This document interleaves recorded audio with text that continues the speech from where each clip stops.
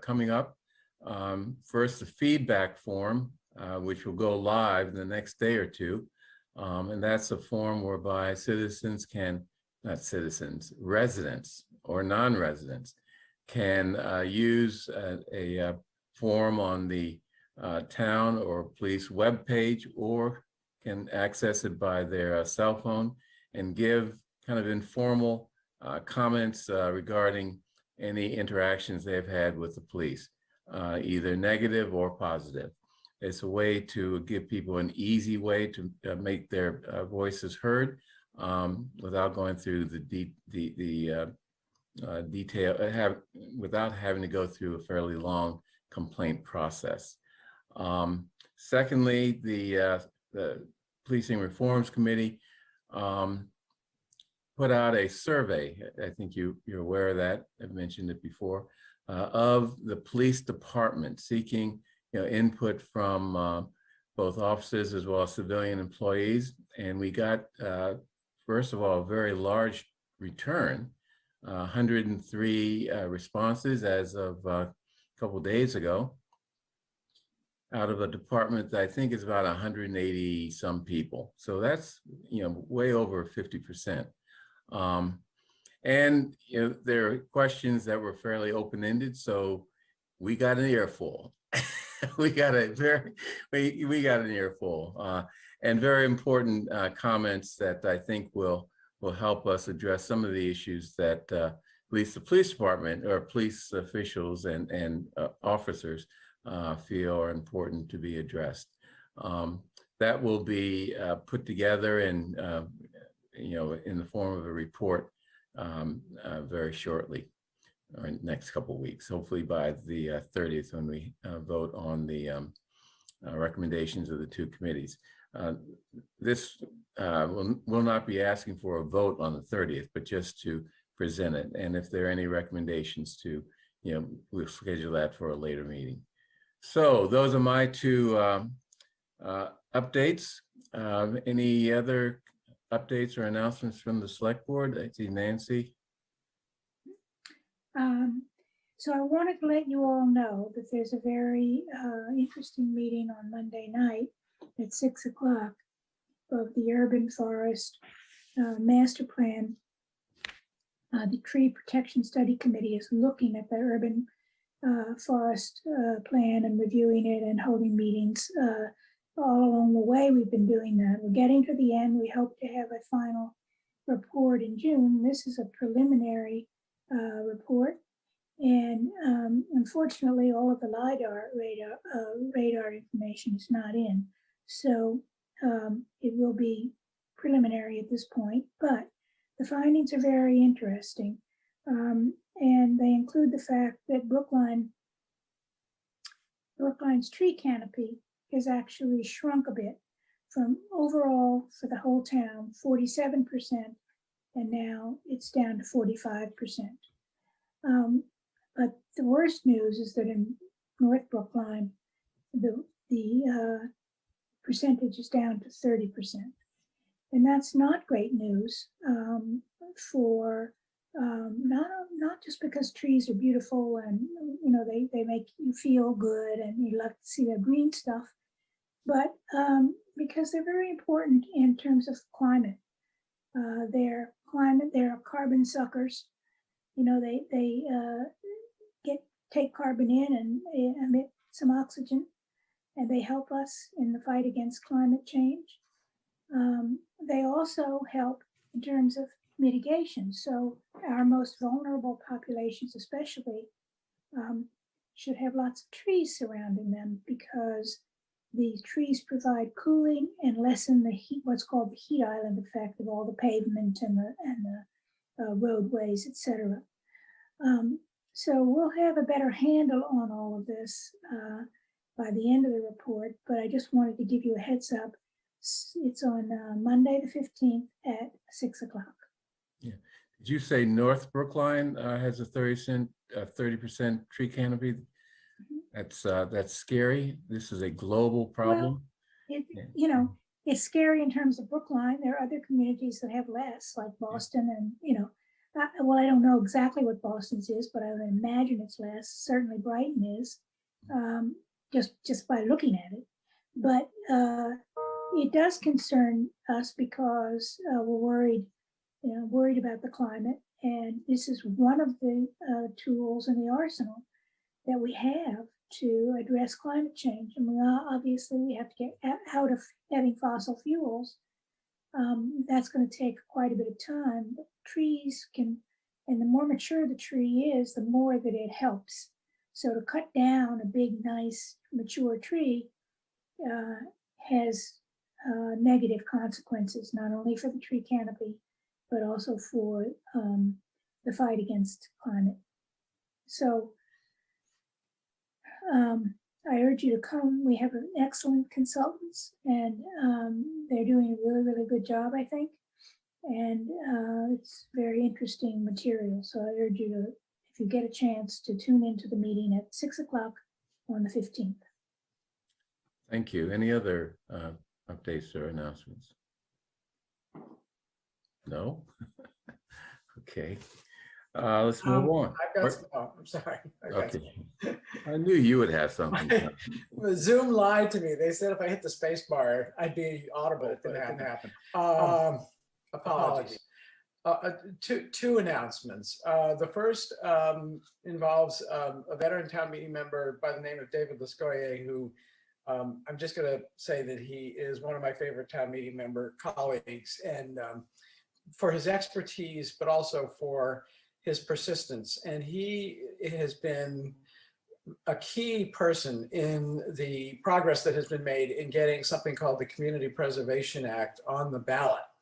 And he sent out a call to a few of us earlier today and said, nobody's talking about the Community Preservation Act, and we've got to do something to make sure people know that this is going to be really, really good for Brookline. So I checked with someone else who gave me the information. I hope it is correct. If it's not correct, I can be corrected by next week. That actually all of the candidates for select board on the ballot so far, or at least who have indicated interest so far, are in support of the Community Preservation Act. So my suggestion is that the 5 candidates for select board, assuming that they're the final 5, get together, have a photo taken, COVID safe, and say, hey, we are all running for select board in Brookline this year. So obviously we don't agree on who should be the next members of the select board, but one thing we do agree on is that Brookline should benefit from the Community Preservation Act, and that voters, regardless of how else they vote on the ballot, should support the Community Preservation Act. So that's David's plug, it's my plug. I won't go into details as to the benefits, but this is something that's going to be good for Brookline, and I hope we can sort of have a show of unity behind that to sort of motivate voters to support it. Number one. Number two, Devin's going to help me with this. A situation on Bartlett Crescent, wonderful, wonderful neighborhood street in Brookline. And they have a situation there. They are bordering, at one end of Bartlett Crescent is Driscoll School, and at the other end is pretty much the Brookline-Boston line, and a lot, which is a construction site, which is going to be developed by, Whole Foods, going to include a Whole Foods and a bunch of other stuff. And it's a huge, huge, huge construction project.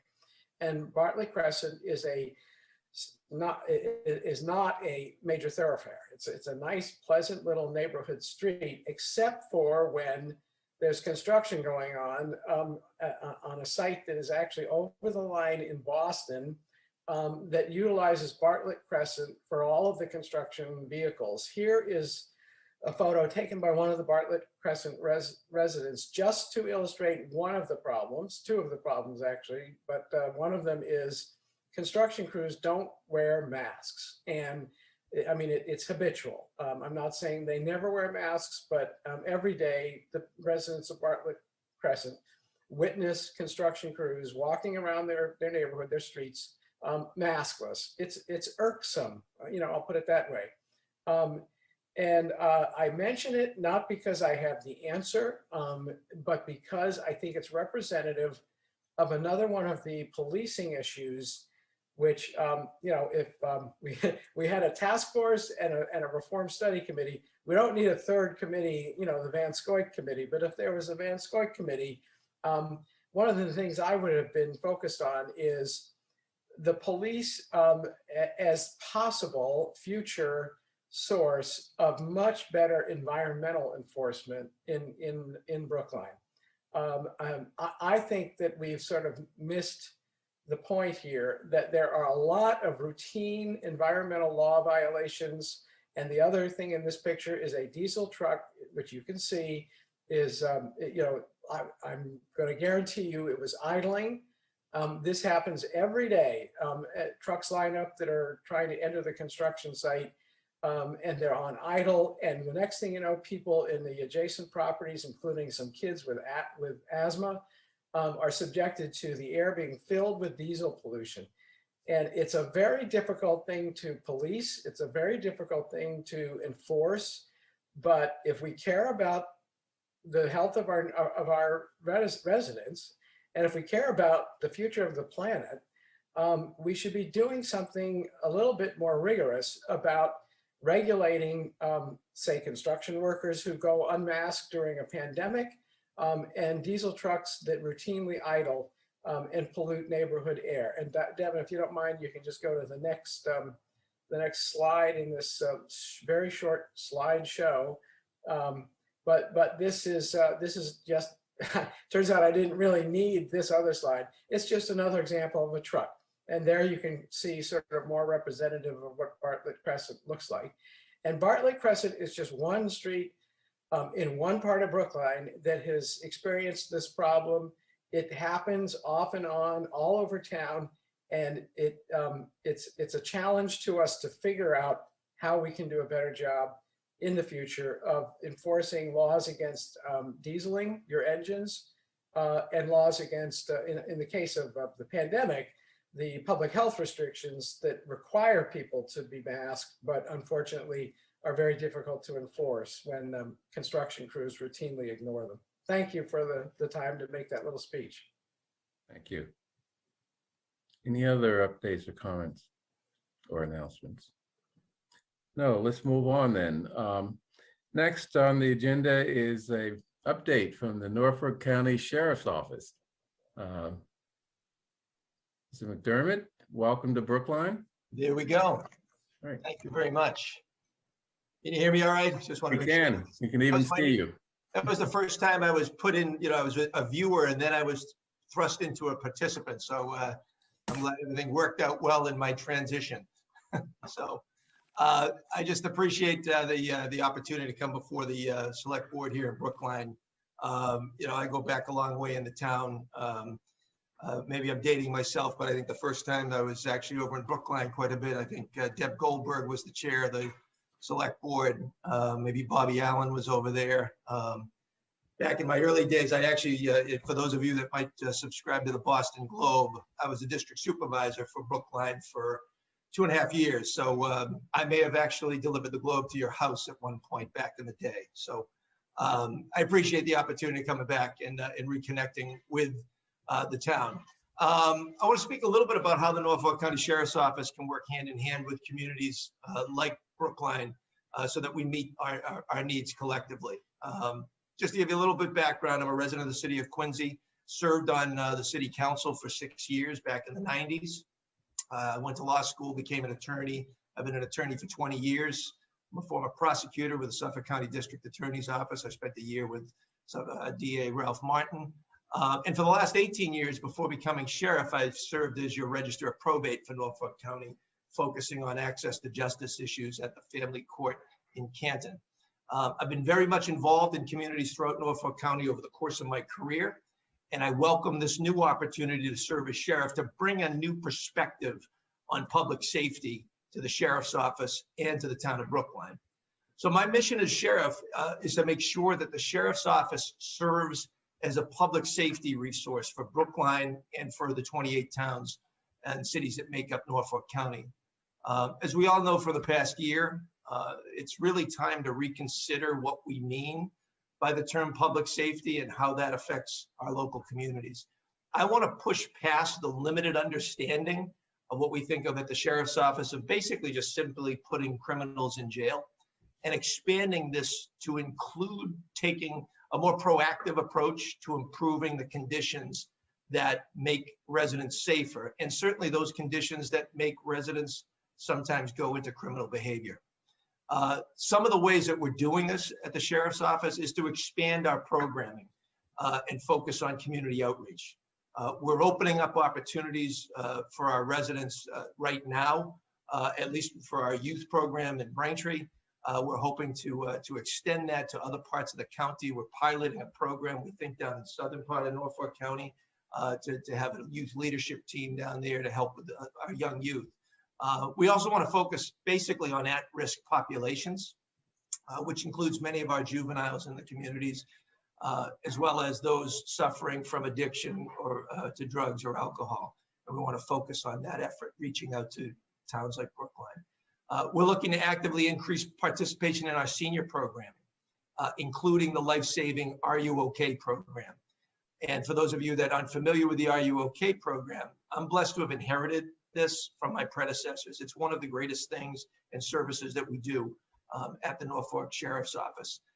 And since I've taken office, we're fortunate to have saved 3 lives. The third life I just got notified was today, a 99-year-old woman who didn't respond to our call first thing this morning.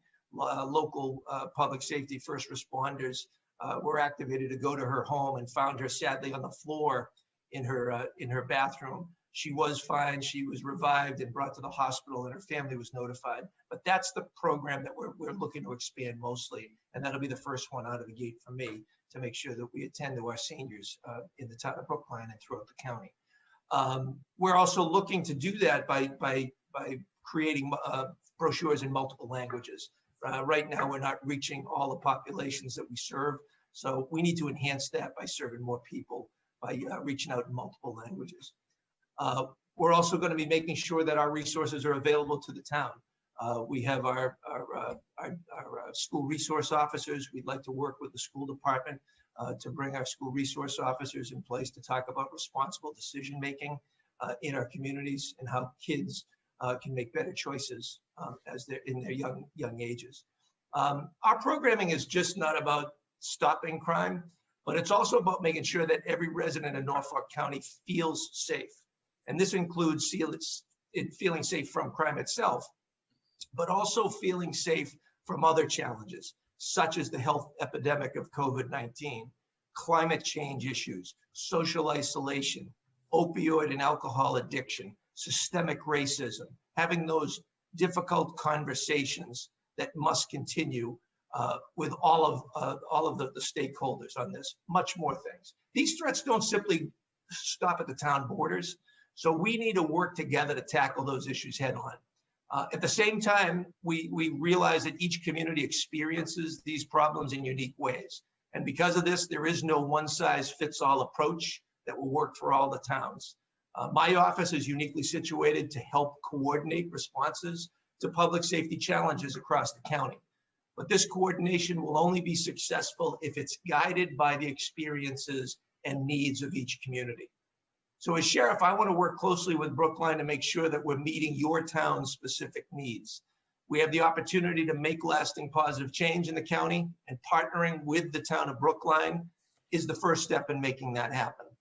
Through these partnerships with the Brookline Select Board, local public safety and human services agencies, such as our veterans organizations, our schools, our councils on aging, we can work together to tailor our public safety efforts to what works best for your particular community in Brookline. So that's just a brief introduction or reintroduction of me as your new sheriff. I look forward to working alongside with you over the course of the next few years as we make Brookline and Norfolk County safer for everyone.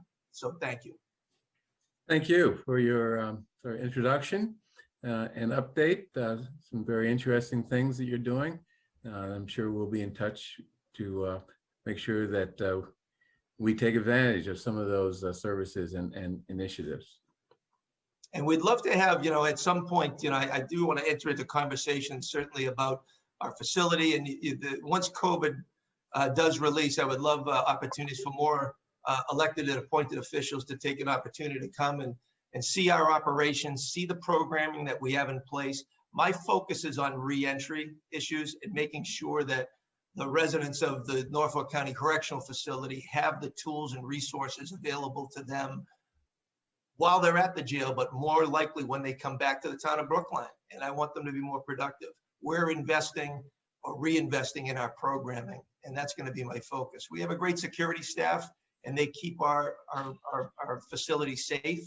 But we also need to make sure that these men, and it's all men right now at the Norfolk County facility, we want to make sure that these men have the services they need to be productive members back in the communities that they came from. Good. Thank you. Any questions from the board to the sheriff? Sheriff McDermott? Raul. Thanks, Bernard. And hey, Sheriff, how you doing? Thanks for being here with us. Thank you. In addition to being a board member, I am the chair of our task force to reimagine policing in Brookline. And you may know that Bernard is the chair of the Select Board's Policing Reform Committee.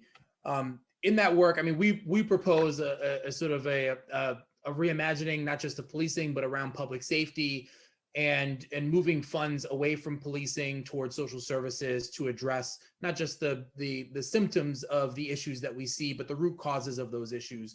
And so as part of that, we're actually, and you mentioned the school resource officer, we're actually recommending the elimination of that role, which is no longer required at the state level. I just wanted to understand like sort of where we're coming from on this, or at least where the task force is coming from on this. The board still needs to weigh in on all of this.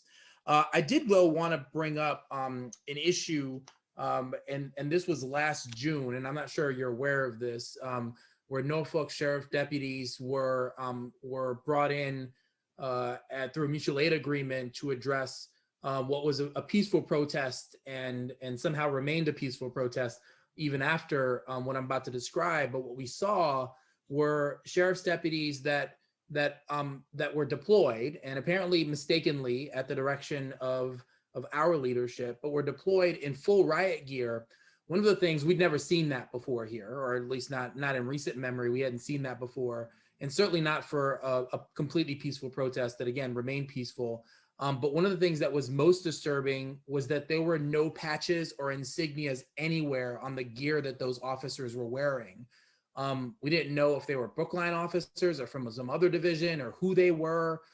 They were just completely unidentifiable. And that was really scary to a good number of people who were there, and actually in the moment escalated tensions rather than doing what we hope to do, which is de-escalate tensions.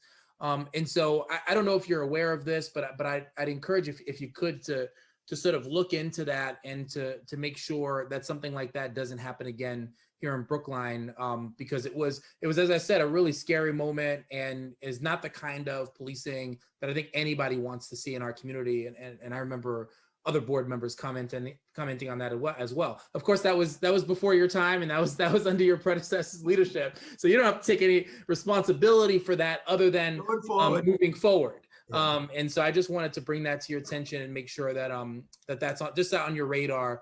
The other concern I have is the utilization of officers potentially whose primary role is in jails to address peaceful protest. And I'm concerned about that too. And that the training may be different, it likely is, I imagine it is, that the training may be very different in terms of handling disturbances in jails than they are of handling peaceful protesters. And so I just wanted to raise all those issues while we had you here. And if you've got any thoughts on it, I'd love to hear it. No, I'm very glad you did. And I became familiar with that situation. Certainly Heather and I were both campaigning last year around Norfolk County. And I had many experiences at several demonstrations that I was fortunate to engage those folks that were entering into peaceful protest. I did not attend the Brookline demonstration. Unfortunately, I wish I had been there because it sounded like it was a well-run event, at least from the demonstrators' point of view. And so I've been made aware of what happened there, and I think it's extremely unfortunate. Certainly it's easy for me to say, hey, it wasn't on my watch, but right now it is on my watch. So I want to make sure that we're clear that when it comes to a deployment of resources from the sheriff's office and the training that our staff goes to, they're a higher level training, and they go to the same training as municipal police officers for those kind of response, whether it's crowd control or search and rescue issues. And those are the things that we're most proud about is, you're going out to parades and helping direct traffic. And the town of Brookline has, its own better resources, I should say, than some of the smaller towns. So we see a lot more deployment, down in Avon or down in Rentham, and some of the smaller communities, Millis and Medway, that don't have the resources available. So what happened there last June, I think it was clearly a communications issue that it should never have happened. It's my understanding, from my conversations I've had. We're going to revisit how we deploy those particular units, when they get deployed, how they get deployed. And certainly, I think the last thing we want to do is have any kind of a strike force that's intimidating to residents. Like I said, I'm running to I want to really be the chief public safety officer for this county, and we want to make people feel safe. And there was a time and place when sometimes units of that high level may need to be deployed. That wasn't one of them. They were called to be deployed in many other communities, but they stayed hidden in the event that problems arise. It wasn't the case in Brookline. So whatever communication breakdown occurred, it shouldn't happen again. And I think better planning has to be put in place. I'm more than willing to be a participant in those plannings whenever major events are being planned, whether we anticipate peaceful or possibly problematic. We need to be prepared. I never fulfilled my Boy Scout obligations when I was a kid.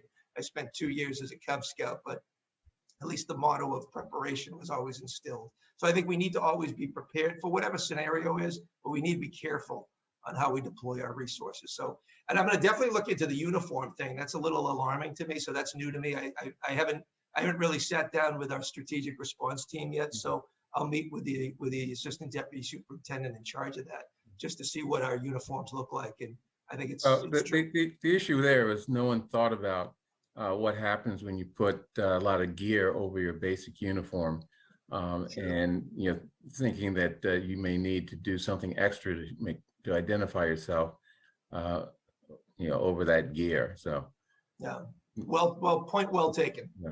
Okay. Thanks, Sheriff. Okay. Appreciate it. Thank you. Any other questions from the select board? Oh, okay. Thank you, Sheriff McDermott. All right. Take care. I'll be in touch soon. Okay. Bye. Okay. Heather, your turn. Public comment. Okay. I apologize for people who signed up ahead of time. Thank you for your patience. Thank you for joining us for public comment. We are all volunteer elected officials who serve out of a sense of duty to this community, and we do our best to represent as many different points of view that are in this community as possible. We have a few rules I'd like to share. Each person speaking is limited to 3 minutes. Kate, I think that Can you mute Kate? Thank you. Thank you. Please refrain from person attacks or from addressing personnel issues during this period. You are welcome to send the board members an email expressing your thoughts in more detail. And just an aside on personal attacks, I have taken the point of view that anything that has been mentioned by someone in this public comment or in a public meeting and someone takes issue with that comment does not rise to the level of personal attack. I view a personal attack as slander, calling someone names, bringing up something that has never really been discussed in the public view. If a speaker has reached the 3-minute limit or violates other expectations, I will ask the other board members if there are any objections before instructing Devin to mute the speaker. Let's begin. The first person signed up for public comment is Neil Gordon. Neil, you've been promoted to a panelist. You can unmute and share your video and your 3 minutes will begin. Thank you, Heather. No need to apologize. Great to see Sheriff McDermott here. I'm Neil Gordon, Precinct 1 Town Meeting member of the Advisory Committee, and I'm a Brookline Constable.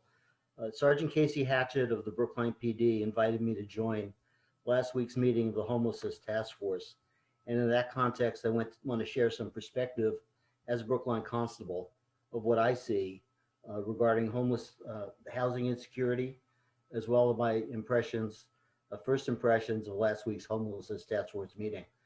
I've been an elected constable for 8 years. In that time, I've served dozens of summary process eviction hearing notices, which is the last step before an eviction is ordered. Most are for non-payment of rent, a smaller number are for lease violations, continued smoking in a non-smoking building being fairly common. Despite dozens of court hearings, I've been engaged to execute just 6 actual evictions.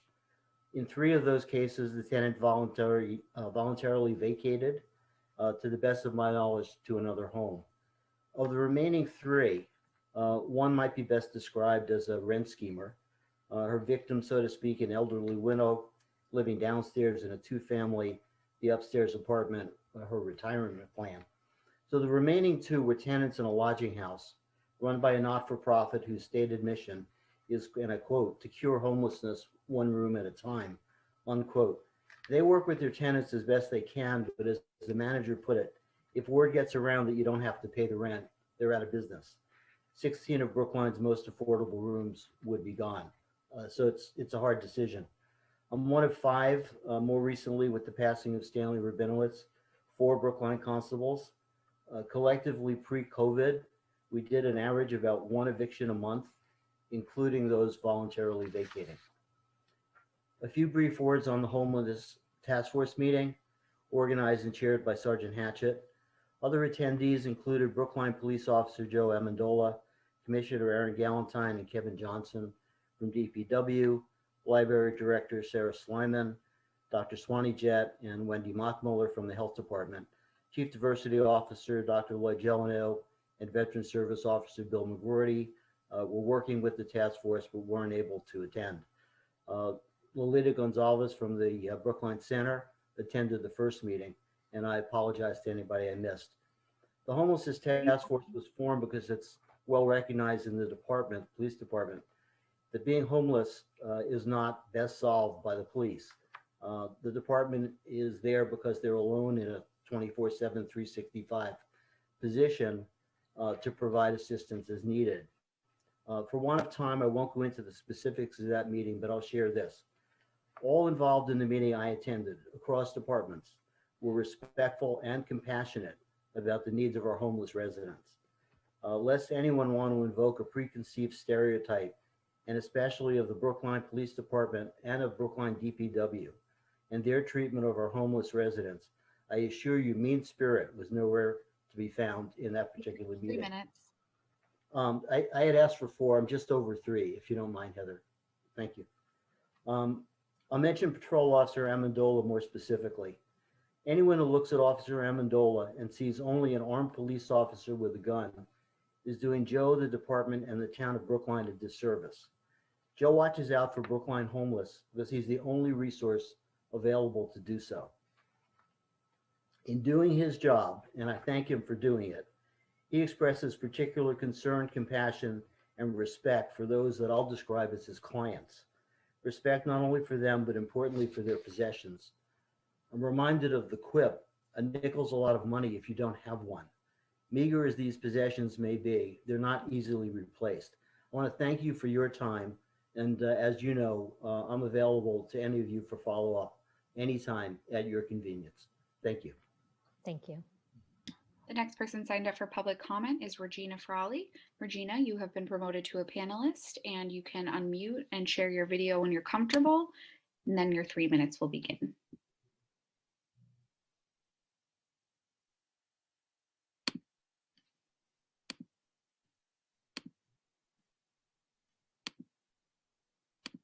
Here we go. Good evening. Many of you know, some of you personally know, for 20 years I've attended the Board of Selectmen, by whatever iteration it was called, and probably collectively have heard as many licensing hearings as all of you combined. That said, some of those hearings over the years, maybe a couple of times a year, were complaints about violations, usually of a liquor violation item. So I'm familiar with how it works. And as probably all of you are aware, there's been firing at Trader Joe's, somebody much beloved. And we don't know all the facts. We just know that there was a violation of selling to somebody just under 21 years old. And that's all we know. We don't know the motives. We don't know if it was an error. We don't know. But what I do know is that traditionally, I think by law, what happens at the Board of Selectmen is they bring in the managers to take responsibility for their employees violating any kind of liquor violation. And I'm wondering what you might have planned for that. As you know, this person, her name is Gloria, we're very universally beloved to all of us, and just an exceptional person. And of course, that would be wonderful to get her job back. But your responsibilities are the licensing process with them, and the management should take the responsibility if there was a violation. So I was wondering if that's what you plan to do and when we can all chime in on that.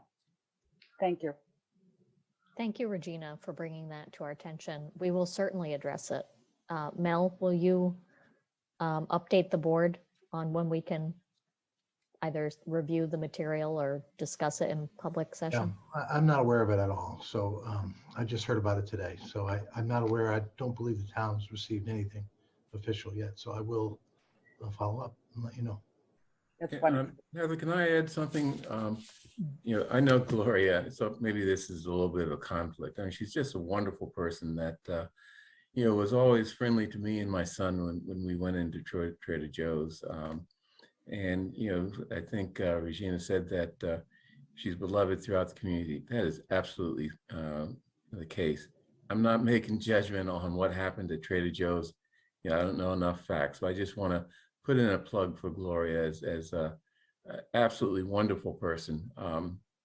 And I think that's the view of anyone who has encountered her at Trader Joe's. So. We'll look into this matter and we'll try to disclose as much as we can without violating, people's personnel Sure. rights. Sure. Let me point out something too, that I've never seen such 100% universal gratitude and praise on about anybody ever as I've seen today on the Facebook about Gloria. She is just phenomenal. And I don't understand it, and I hope that it can be undone, but let's do our job, as in your job in particular, of managing all the licenses and compliance with licenses. Thank you so much. The next Good to, I'll just say good to see you, Regina. It's been a while. I watch you on Watch, tonight's Zoom. We know. Yeah. And just for the record, I know nothing about what's going on Facebook. So It's a mental health decision, and I congratulate you for that. okay. The next person signed up for public comment is Deborah Brown. Deborah, you've been promoted to a panelist. You can unmute and share your video if you're comfortable, and your 3 minutes will begin. Good evening. I hope everybody's well. I wanted to touch on three things very quickly. One of them is to raise the issue I raised it last week and didn't get any follow up. And I hope that I will, on the $70,000 that was spent on an outside consultant to discuss litigation strategies or select board strategy relative to the Gerald Alston case. It's a substantial sum of money, and it would go a long way for some other services. So I would appreciate a response to how we did it and how we have absolutely no work product. I mean, not even, work product that you can't release, but I'm told there's no work product. So that's very problematic. And what it does do is it feeds into another issue that I'd like to discuss. I was at the Community Development Block Grant hearing last night, which, was really well run. And I can't tell you, well, maybe I can tell you how great the need for some of these programs is, and how, you know, when you have town departments coming in saying, we can't afford to fix stoplights for blind people, sight impaired people, we have a problem. And so one of my questions to you all is, I know that we spend a lot of dollars under our capital improvement plan on the operating side of the budget versus, you know, using our bonding authority.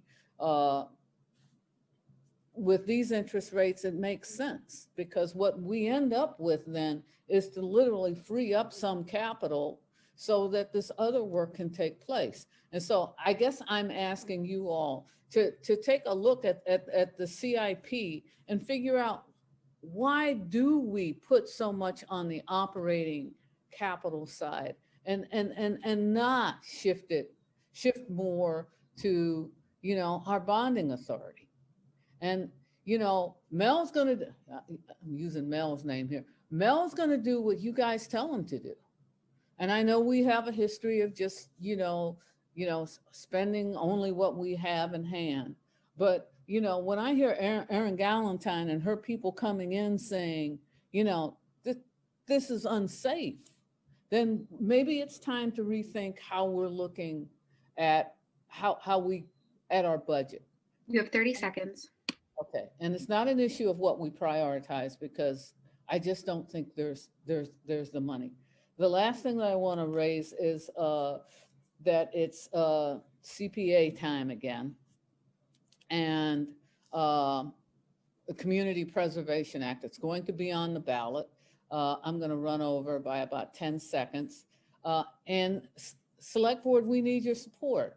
And I'm going to put a yell out to Heather Hamilton, because Heather pushed it through town meeting last year. I know she's got a ton of stuff like everybody else does on her plate, but I am asking if some of you all could rally so that we can get this across the finish line.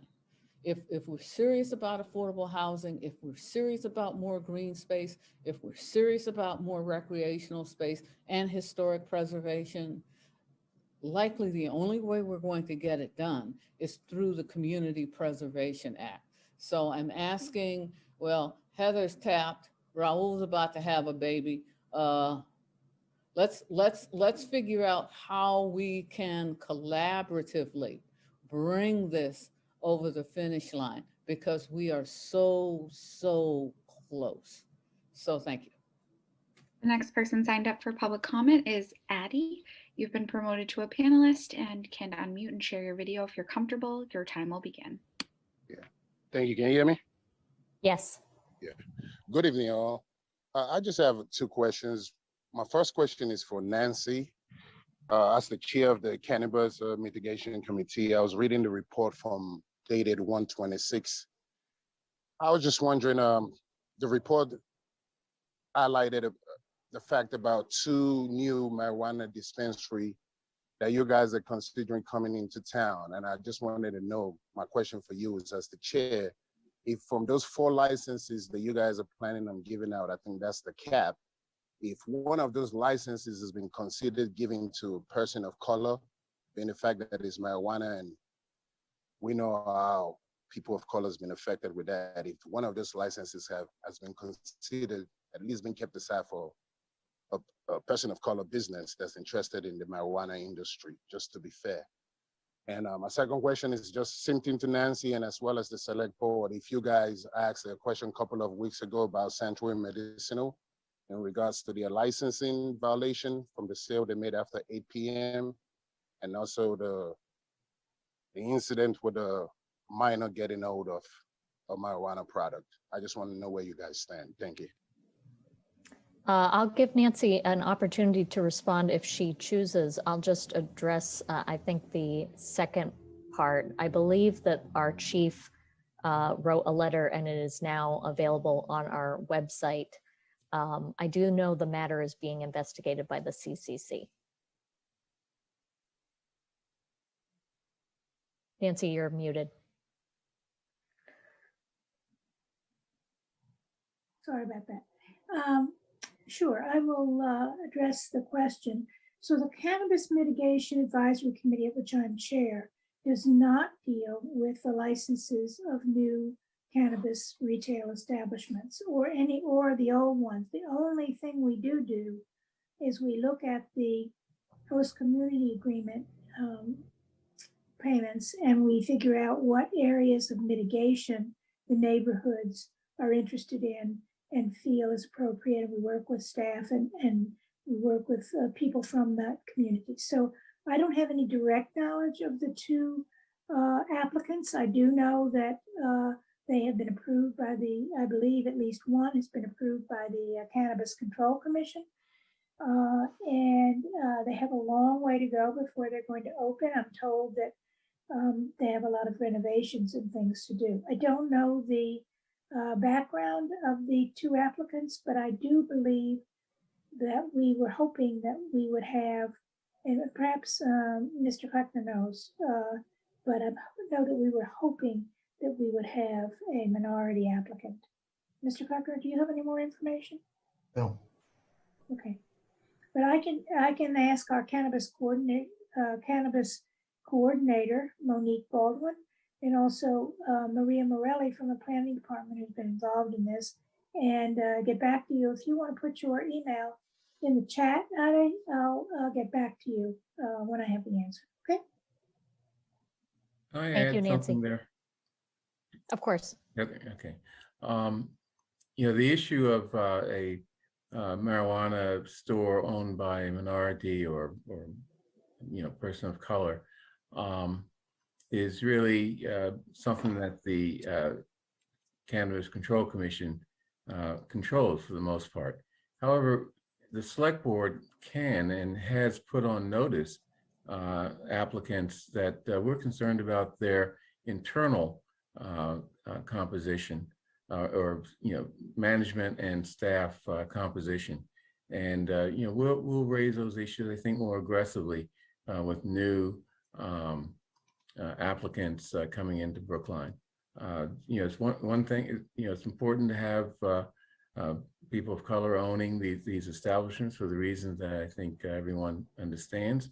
But it's also important if a you know, or if a white-owned firm comes in, that they have both at the management and ownership levels, as well as staff, of course, a diversity of people.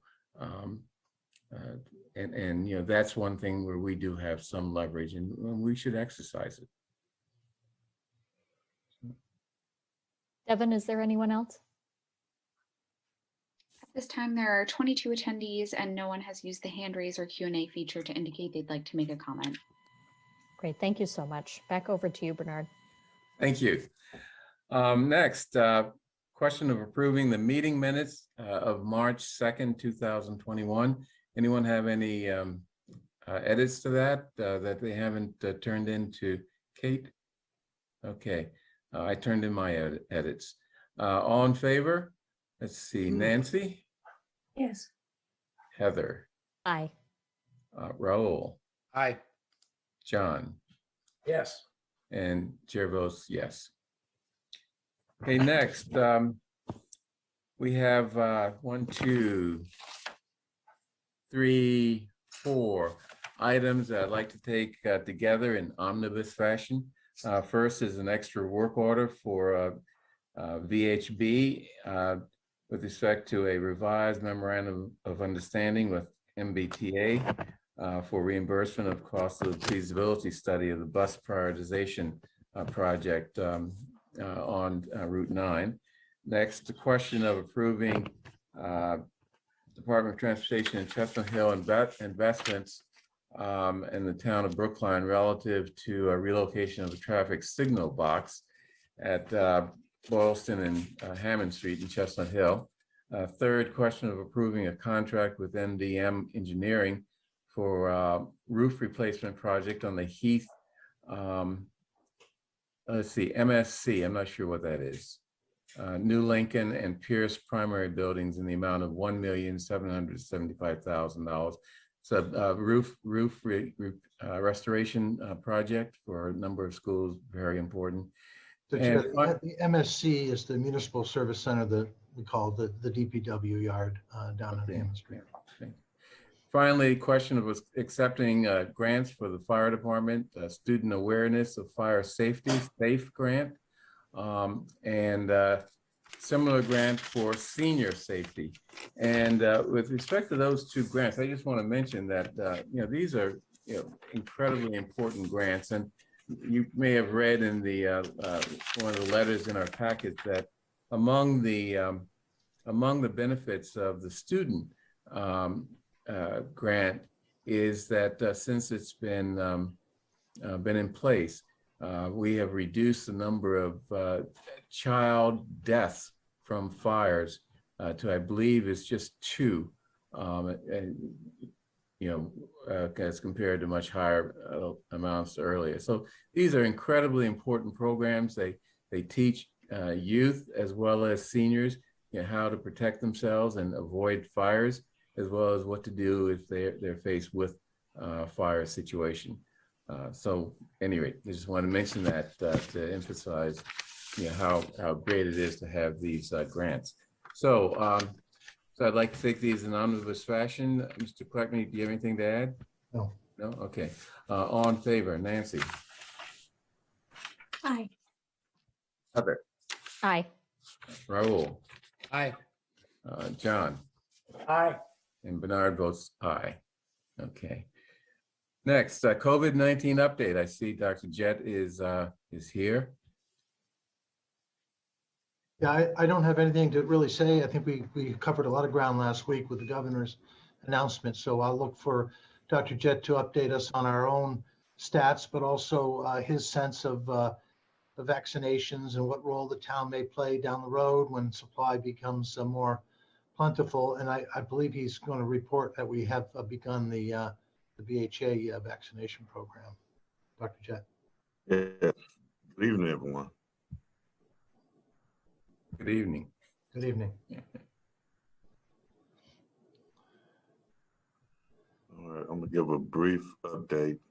So first, I'm just gonna give you a perspective of what's going on in terms of the world, and the country and the state. These are cases and deaths, and so our death rate is slowing down. I think the state of Massachusetts adding about approximately 20 cases per day of deaths. So that is significantly different from what was happening earlier in the pandemic. In terms of Brookline, since I last reported, we've only had 1 more death. Our positive cases now total cumulative is 1953. Total number of individuals that have been released is 790. And total number of individuals released from isolation is 1,800. So we roughly still have about 800 people that are in isolation with COVID. Our cases continue to drop. So last week we ended at 38 cases for the week, which is pretty good. So we saw a decline from the episodic increase the week before. But the more important thing is now we're starting to see we're averaging somewhere between 2 to 10 cases a day, which is different when, you saw the peak in January when we hit 38 and 41 cases a day. Vaccinations. So people that have been fully vaccinated with 2 doses is right at 715,000. We at least have double that amount that have received at least 1 dose of Moderna or Pfizer. And then a small number of people have received Johnson & Johnson at 14,395. We still have 2.5 million doses that have been shipped to MA. So that's 1 million doses that's out there that is not in people's arms right now. So vaccinations in Brookline. So since 122, we did vaccinate people at the Senior Center. We also vaccinated people at Town Hall. Brookline Housing Authority, to date, the first doses we did last week at 322, which was 500. These are all the sites listed. We are looking to do the second doses on March 20th. And then today I submitted an application to the state, alert them that we would take the homebound program. But, you know, with that being said, on the state call, they were only going to provide us 100 doses per week. So either we do it or the state do it. So I did complete the survey. And to date, we have administered 1,497 doses. Now, of course, everybody knows the recommendations that came out of CDC recently. Now, these still have not been vetted by the state. And so we don't know the impact on Massachusetts, or because it's just guidance or recommendations from CDC. But right now, as it is, people do not have to be quarantined or tested if they're asymptomatic and they have been fully vaccinated, which, you know, I'm assuming that people that might have been exposed to somebody and might be asymptomatic, they probably, I'm assuming CDC is assuming they not have the ability to pass COVID to somebody else. But I did have one case a week ago where somebody was fully vaccinated, and 6 weeks later they did test positive for COVID. I do need to follow up to see if they had a low viral load or high viral load, but they did work for the hospital sector. So don't know if this was one-off, but can't really tell. So policies, as we see policies begin to change, the health department staff are modeled, because right now we're behind on what we do every day. Because I've used the staffing model, it was different than most municipalities. We were all hands on deck doing contact tracing and isolation. If once we move to everybody opens, schools, business, etc., I probably would move more toward a model as other communities did and rely upon the state to do the contact tracing and isolation. Because we don't have the manpower to do the demand of all the meetings and do contact tracing and keep up on our regular duties that we have and make sure that we can inspect, etc. So I would stop there and entertain any questions anybody might have. Okay. I have a couple questions. Number one, is there a reason why the numbers of cases, for example, are just the basic number of cases as opposed to the number of cases per 100,000 people? I mean, it's hard to really compare, for example, Massachusetts with California or West Virginia if all we know is that we had, you know, so many thousand cases, which may be low or may be high, depending on, you know, what the relationship is to a sort of base number like 100,000, which is what's usually used. So, you know, the data has been reported in several different ways. I can report it any way you would like. Yeah. You can go out and they report it by rate, or they report the amount of cases. Yeah. But I think the important thing is the amount of incidents of new cases and the amount of deaths. Because as we move to reopen, we still have a lot of people that have not been immunized. And assuming that our confirmed cases is accurate, which I don't think is totally accurate because a lot of people didn't get tested, COVID still has the potential to spread and have episodic spikes. So really having the amount of new cases per day would be significant in terms of that. Because positivity rate really didn't bode well, because you can't get amount, you do get amount of number of how many people actually being tested, but what you don't get is what's the actual amount of cases, new cases, because everybody's not getting tested. That makes sense. Yeah, let's see, are there populations in Brookline that we should really target for the Johnson & Johnson one-dose vaccine? I mean, I'm thinking, for example, of well, actually thinking of a homeless population.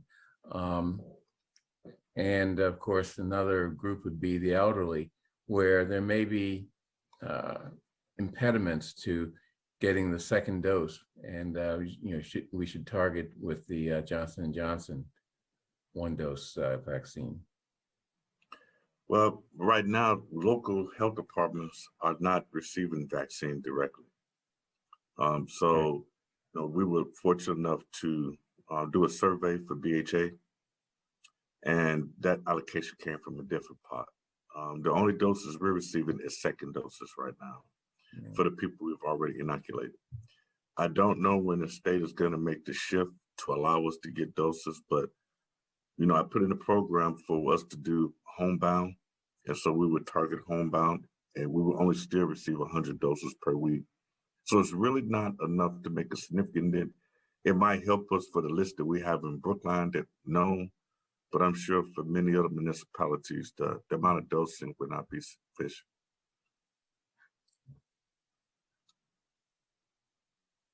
Any other questions? John? Two things. Could you comment on the story that State Department of Education officials are saying that April 28th, all middle schools should return?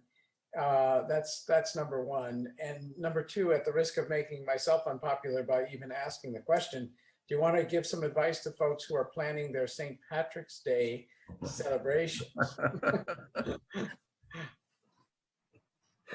Well, one. And by the you know, way, in Massachusetts, St. Patrick's Day is a huge, huge event, okay? Oh, you know, I understand. So I will address the St. Patrick's Day first. You know, I know people, I would follow the guidance that so far we've received from CDC and wear masks, but I still would be socially distanced if I'm out in public. If I'm in a home and I know people and I've been around them, I think it's safe to say if you've been vaccinated, you're familiar with those people. And so that's fine. I don't think now is the time that, you know, we really need to start taking risk because we're trying to come out of a pandemic. We're still in it. It's not over. In order to keep the episodic spikes down, you know, right now we need to still be cautious on what we do. In terms of the schools, I think they have a method of reopening. I haven't seen a plan. I'm still waiting for detailed plans from each school. I know DESA has set out what they want. Nothing has come out from DPH in terms of what they expect. But I think one of the things that we have to consider from a local municipal level is what the impact of these decisions have on the health department, and can we address them if we have spikes? And right now, we don't have the capacity to do it. And so I have to look at our staffing model because the way the country reopened is how we started the pandemic.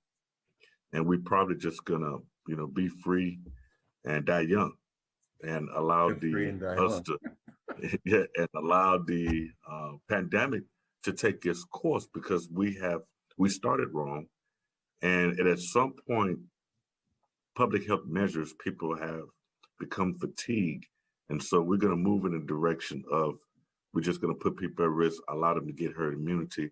And maybe we can, by hurrying up with vaccinations and still do social distancing, we can still try to do it safely. And so I understand from a public health standpoint, it's a balancing act to do this.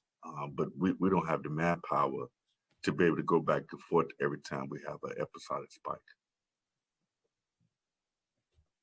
Okay, yeah. Okay, any other questions from the board?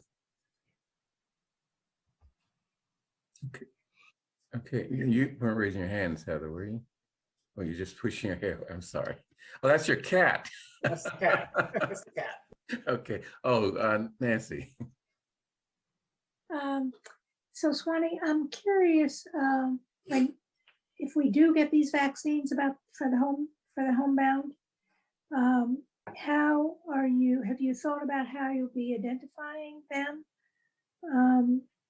You know, I'm not sure it's gonna be a kind of tricky thing because we probably don't know everybody who is homebound unless they contact the health department or the town in some way.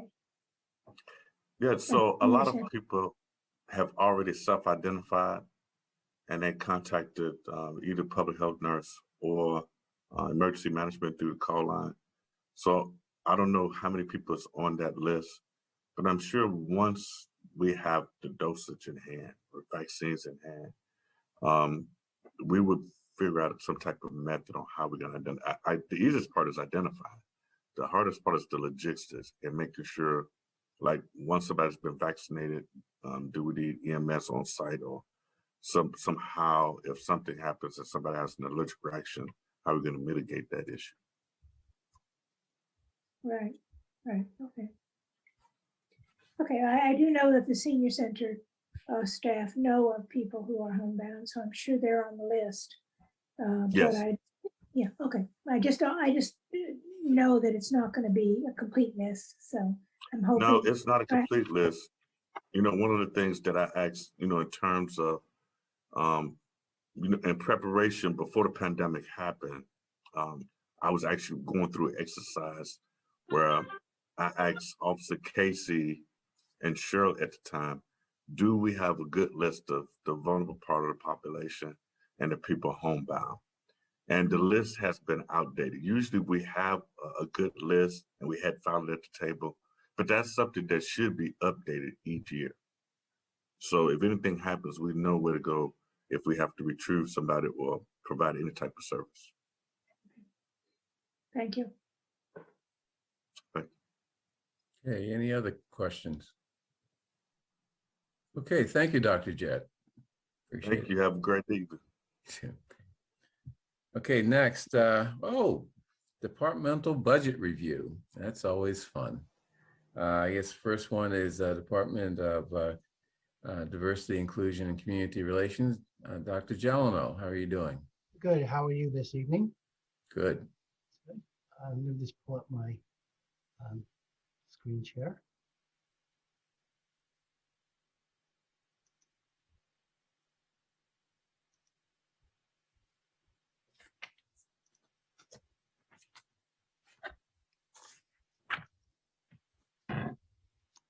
Okay, I'm sure that everyone can see my screen. Yep. Okay. All right, well, thank you for having me this evening. I'm really happy to share our budget and some of the activities that the town is, that the office has done throughout the year. Just want to give you sort of a brief snapshot of the office mission.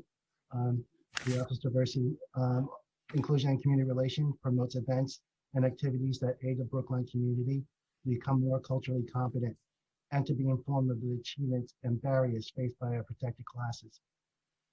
It continues to work with community entities to examine quality of life barriers due to racial inequities or discrimination based on protected class status, and to develop strategies to mitigate those barriers. I just like to take the opportunity to give a shout out to my staff. I can't ask for a more wonderful staff. They're very productive. They're out in the community. They're doing a lot of things and a lot of times going beyond the call of duty, given the resources that the office has. So that's Caitlin Starr. She's the assistant director. Sarah Kaplan, the ADA coordinator. She's also the community relations specialist for the office. And our newest hire, Carolina San Miguel, is a community engagement strategist. We're really happy to have her on board. I must say she started working before she actually got the job. She actually went to Brookline, met some individuals in the street and talked to them a little bit about Brookline.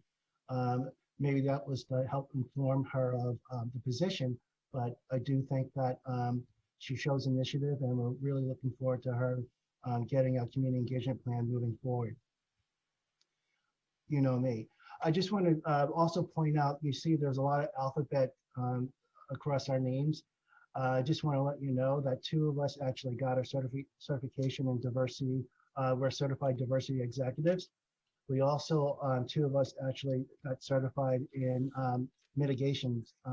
So we were able to provide that service within our office if necessary.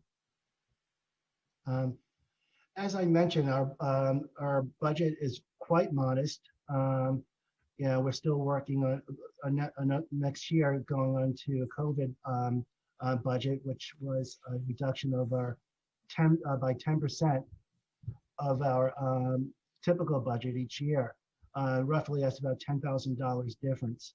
Um, that may not seem like much, but for our office, it has a significant impact that we couldn't do a lot of the programs and stuff that we typically do, in particular ones that we do for um, uh, to make folks more aware of transgender culture and transgender um, barriers, et cetera. Also, we couldn't do a lot of the sort of, I call fun activities, community meet and greet activities like a pop-up tents, pop-up town hall. In addition to that, we weren't able to, do we usually work well with Hidden Brookline, and to put on at least one big event a year. We weren't able to do that this year as well. So it does hurt not having that money. And I can share with you too, going forward with some of the charges going to the office, that we're going to be strapped for money and actually people power to do the stuff that we're charged to do. In particular, we're looking at the Racial Equity Advancement Fund. We have the operation to review and dispense grants is we have that all set to go. Once that's funded and populated, that's going to take a lot of work to actually look at, review, and actually get the paperwork to people to and reward awards out to people, and that's going to be significant burden on my staff or on the office staff. In addition to that, the community engagement plan. If done right, we need to have boots on the ground, people going out and into the community, knocking on doors. We're going to need resources to actually do the door knocking and all the technology and all the labor, the materials necessary to make sure that we do that effective. Costs money, and we're probably going to need funding for that in the future. And then we come to the citizen complaint process. If my office, which it is involved, but that's a lot of work that has to go into doing that in terms of getting, information out to people, coordinating meetings, et cetera, like that. It's gonna be a struggle trying to do all these things at a high quality. I don't think it's a question about getting it done. It's how well that we do them and how effective we are at doing it is the issue. Enough of the negative stuff. I'm going to go to some of the accomplishments this year. As always, we continue to do our diversity and inclusion themed virtual exhibits. You can locate that on Brookline as my home. It's my home webpage. We continue to provide a community quiz, a monthly quiz to test your knowledge of various aspects of diversity and inclusion. This month is actually Women's History Month, so take the quiz. In collaboration with the CDICR, we created the townwide community engagement plan. We continue the support of the annual Youth Awards and the Storytellers program. We also, in conjunction with the CDICR and HR, analyze town employment trends. We do at the advice of Bachelor Raoul 2 years ago, we continue to conduct demographic study of the town commissions and elected officials. We continue to work with the racial equity consultant to complete the comprehensive racial equity audit. The next phase of that, actually, we're going to start at the end of this month, and I'll have more to report on that later on. We collaborate with the IT department, the town clerk, and the town moderator to increase accessibility to the town civic processes.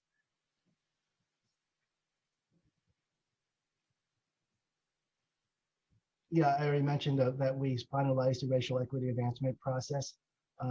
We continue the collaboration with the Community Economic Development Division to provide a business access in-service and other resources with the intention of increasing physical access and inclusion in local businesses. Basically, just helping businesses find low-cost ways to make their establishments more accessible for people with disabilities. We continue working with the Economic and Community Development Division, Town Council, and Procurement, and the Town Administrator's Office to assess the town's use of DBEs, and to determine ways to increase opportunities for these businesses within the Brookline community. In conjunction with the Commission of Disabilities, develop a training video for assisting individuals with visual impairments.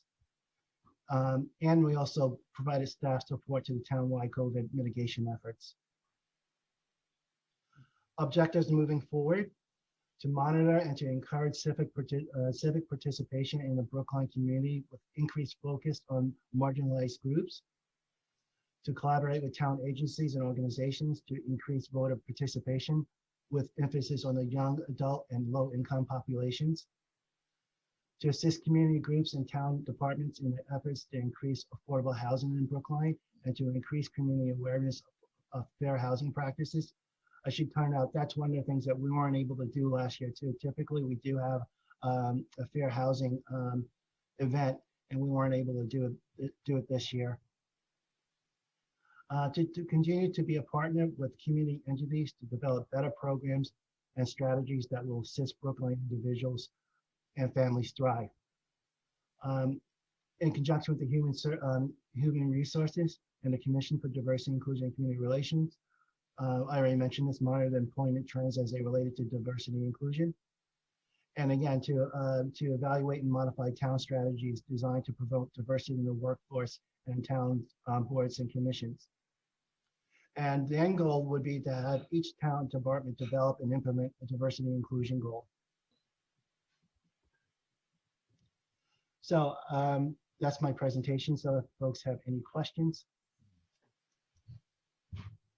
Yeah, I have a couple questions. I didn't see in your objectives the program that Caitlin is working on to market Brookline to Black and Hispanic middle-class families as a place to live.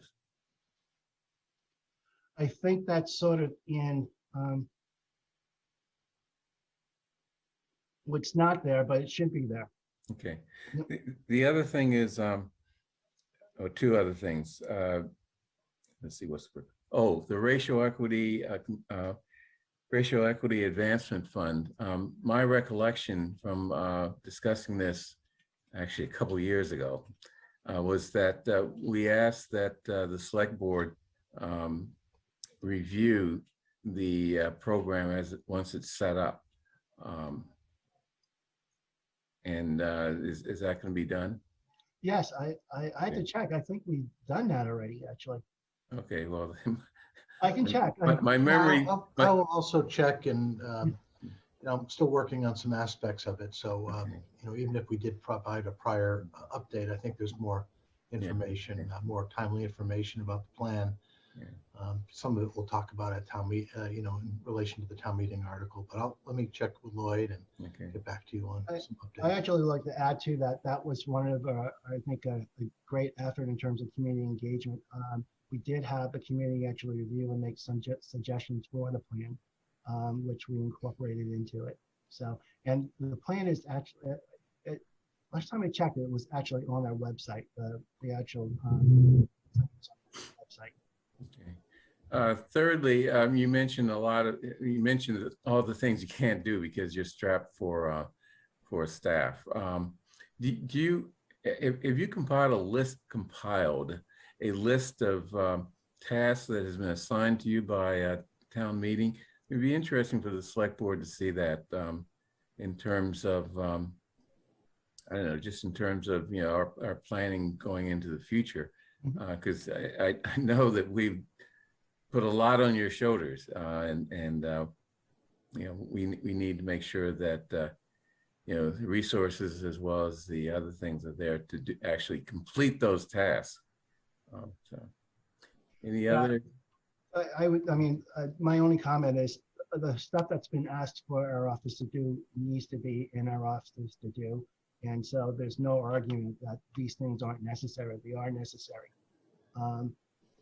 It's just making sure that we have the ability to do them. And I take it the community engagement consultant does more than just community engagement, does some of these other things, or maybe she doesn't. She was hired to ensure that we are doing measurable community engagement processes. She'll be involved in some of the activities and stuff we do as an office because, staffing stuff. But for the most part, she's dedicated to doing the community engagement work. Any other questions from the board? John? Thank you, Dr. Delano. And I'm glad that, excuse me, I'm glad that our chair mentioned the community engagement specialist. And I apologize, but I didn't think I heard you mention that as a significant part of the progress report. But if I missed it, just let me know. Because I've seen her at a couple of meetings, and I think she's enormously impressive. We're talking about Carolina San Miguel. And if I regret anything, it's that I don't feel like she's had a proper introduction to the community. And I wonder if you have thoughts on that. This is our newly hired Brookline engagement specialist. And yet I dare say, I'm not sure the word has gotten around that we have this person. And I'm wondering too, do you have thoughts on how we can get people better acquainted with our new engagement specialist? And also, do you have thoughts on how we will measure the success of her role in Brookline? How will we know a year from now if, as a result of her efforts, Brookline as a community is more engaged? I'll tackle the first question first because it's the easiest one. She's actually going out and meeting individuals. She's meeting staff. She's meeting community entities out there. As I said, COVID is sort of restricting her from actually going to meeting more individuals out in the community, but that is her plan. She's a on the grounds type of person, so she's going to be walking around, getting to know people in the community. So, and she is attending meetings. She's being introduced to folks. So that is happening. So I don't know if she's reached the select board yet. I know she hasn't met Mel yet, but she has met a lot of the staff going forward.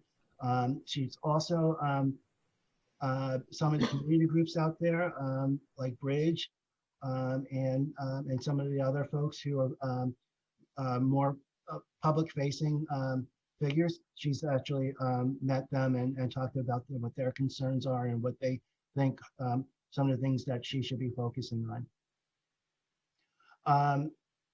Measurement, it's part of the plan. It's based on community satisfaction. If they feel like they've been heard, we'll do surveys. Have they been heard? What impact that has on things that on projects and stuff that each department has that's going through the community engagement process, and then actually looking at the outcome of those projects. Thank you. Okay, any other questions from the select board? Okay, I'm sorry, Raul. Thanks. Thanks for the presentation too. Yeah, I think a couple things stood out to me. I have a question, but one, half of the staff on your team have doctorates. The others have master's degrees. This might be per staff member the most educated department that we have in Brookline. The other thing is that it's undeniable the kind of output that you all are able to produce with just 4 staff members, and I think that is a testament to the ability of every person there, yourself included, to with very limited resources to try to tackle very difficult problems. I do think we continue to underinvest in this space, and and this is typical around equity, diversity, inclusion initiatives, is that our the resources lag the rhetoric, right? The rhetoric is out front and then the resources lag. And I'm hopeful, I was glad that we added the position last year. I'm hopeful that we can continue to add to this office, and also to fill out the budget a little bit too. I wanted to ask you about that in particular because you mentioned Hidden Brookline. What are the other programs that that your office funds? Is Indigenous Peoples Day one of those programs as well? Mm-hmm. And what about the Domestic Violence Roundtable? We will we typically would invest in projects that they're interested in doing that.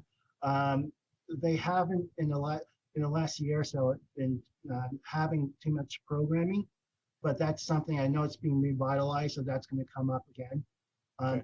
But I also like to get the pulse of the community too about what programs they would want to see and actually address those things as well, which we just didn't have the ability to do last year.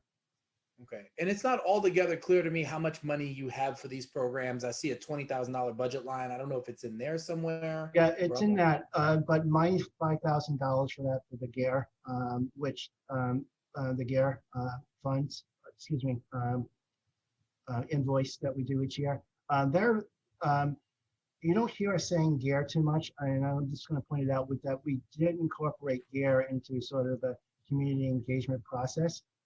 And I just want to be clear that GARE is still very valuable. Their online resources and the networking that's done helps us a lot in the stuff that we do. So it's money well spent, but it's incorporated in a community engagement process. I mentioned at a select board meeting some time ago that community engagement is the broad umbrella, and the GARE and the racial equity work is sort of a subdivision in that. So you use the same process, but for two different ends. Yeah. Okay, that makes sense. Yeah, this is an area where, I mean, I'd encourage us to look at a little bit more. If there's any way to beef up that part of the budget. I know that there's never enough funding to kind of put together the kind of program that, for instance, the Indigenous People Celebration Committee would like to put together. I don't know much about the program with Hidden Brookline, but I'd like to learn more. And I know that the Domestic Violence Roundtable wants to get more actively engaged in not just understanding, but preventing domestic violence in Brookline. I'm assuming there might be some costs associated with that kind of programming. So at least I think that's one area. I guess I'm speaking to Mel and my fellow select board members, not you, Lloyd, but one area where I'd like to see us invest more. And then, if it's possible, I know that sort of every budget is difficult and there are trade-offs that need to happen in every budget. But I'd love to know what if we can start to develop a multi-year plan for the growth of this particular office. I just think, as Bernard points out, we and the collective we, being including town meeting, continue to ask more and more of this office. And as Lloyd points out, none of what they're asking is inappropriate. They're all good things that the town is asking for the office to do. But again, the resources seem to be lagging our desire for more action and activity here. The other thing I'll just say finally is that in other departments, you tend to focus on your area, and then you liaise here and there, and you partner here and there. When you do the kind of work that somebody like Lloyd does, and I know because it's the kind of work that I do, you're in everybody's lane. And so you're expected to work on things related to hiring, as well as things related to contracts, as well as things that are related to community engagement. And the list goes on and on and on. And so I think when we think about an office like this, we've got to think about providing the kind of resources to enable. I see Lloyd, for instance, staffing Zoom meetings and occasionally taking notes at Zoom meetings. Those are the kinds of things that are not a good use of a director level position like Lloyd's, someone who has a doctorate, to be doing that particular work, even though we all do what's necessary at the time. So I think this is an area I'd like to see more investment, and maybe we can just be thinking from maybe a 3-year plan or something like that, how we make the necessary investments to do what needs doing here. Any other questions? Okay, thank you. Thank you. Have a good evening. Okay, too. Okay, next, the police department budget. I see Chief Morgan's here, and Casey Hatchett is here, Sergeant Hatchett. And yeah, I think Kevin Maskell, is he? I don't know if he's available. he's in the attendee list. So Devin, could you promote him?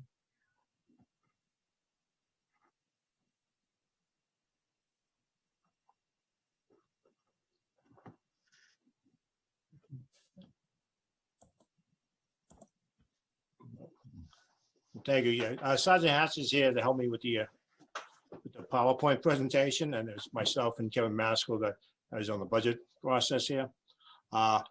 For the first slide, first one, thanks for having me here tonight to go over my budget, or our budget.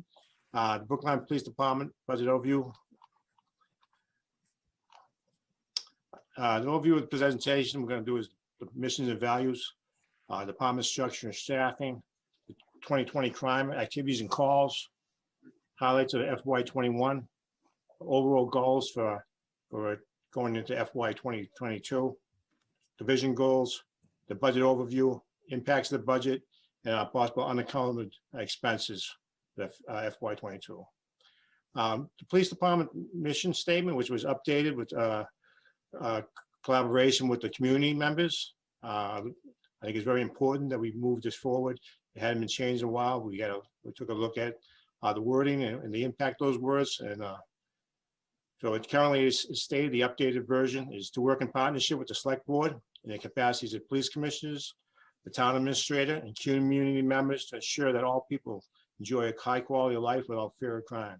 To work together to solve problems and provide the most responsive, highest quality, fair and impartial police service. To proactively prevent crime, maintain order, and apprehend offenders without discrimination and in a manner consistent with the law and procedural justice. Policing in Brookline shall be conducted in a bias-free manner in accordance with state statutes. We also updated. Can I interrupt you here for a second? Could you have someone make sure that the updated mission is in the budget book? Because it's not in our budget book.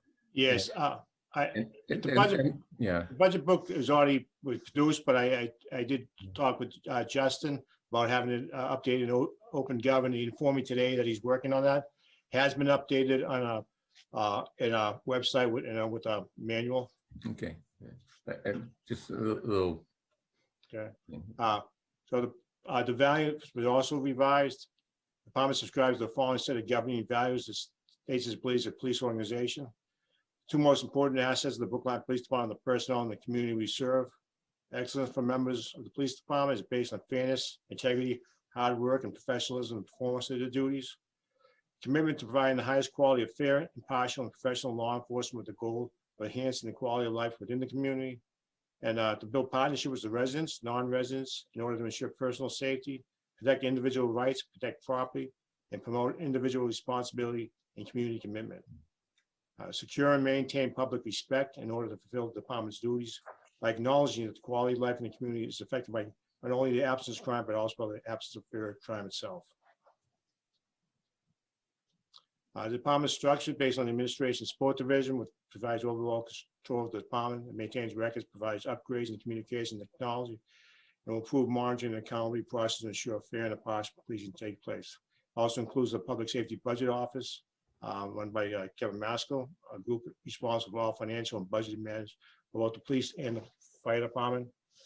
This division also provides oversight and direction, implementing the recommendations established by the select board or town meeting to improve public safety in Brookline, aid the board and carry out the role as police commissioners. The patrol division is what you see every day. The marked police cruisers assigned to sectors across the town. The continuous patrols all sectors of town while providing a variety of police services. Their efforts are also serve as a deterrent to criminal activity. Patrol trusts that for that reason, the chief is directed to be a minimum staffing policy maintained daily, which covers all 24 hours, 7 days a week throughout the town.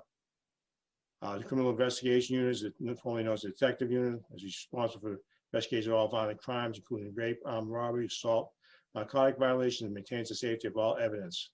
The evidence officer is responsible for distributing and maintaining less than lethal and lethal weapons and related equipment. Community Services Division is charged with facilitating a spirit of cooperation between members of the public and the department that helps to enhance the quality of life for all that house within the division is the Elders Affairs, School Resource Officers, Walk and Talk, the Crisis Intervention Team, including a grant funded social worker, the department's training and accreditation unit is responsible for training officers and policies and procedures, use of force and de-escalation, training in the safe use of all issues equipment, state mandated trainings, and various forms of elected trainings that officers are sent to. The traffic parking division, which really gets a lot of attention from the public with their complaints, is responsible for educating the public, enforcing laws and regulation related to the safe operation of motor vehicle in Brookline. It also includes the school traffic crossing officers across the schools are part-time employees, and also the full-time parking control officers that do both traffic parking enforcement and also do school crossings. The public safety dispatch is responsible for handling and dispatching all police, fire, ambulance calls, including the E911. One patrol officer serves as the town animal control officer. Animal officer works 5 days a week. All Brookline police officers responsible for enforcing the town's animal control laws will continue to do so when the animal control officer is off duty.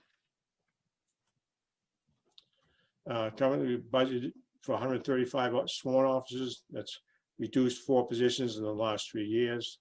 The department currently has 126 active officers with 9 vacancies. There are some recent retirements and some retirements that are going to be coming up in the next few months. Also, we've had officers transfer out of the police department, and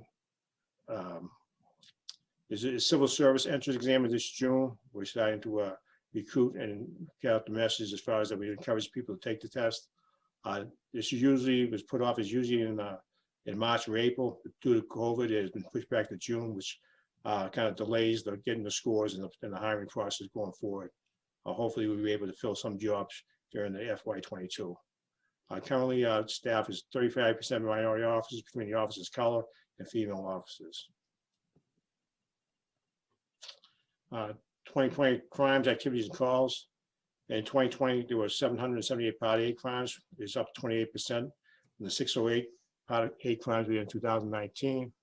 Arrests were down to 206. Field interrogations 36. Moving violations also down to 3,400. Parking tickets were down to 73,000. And calls are off for service were reduced also to 63,000.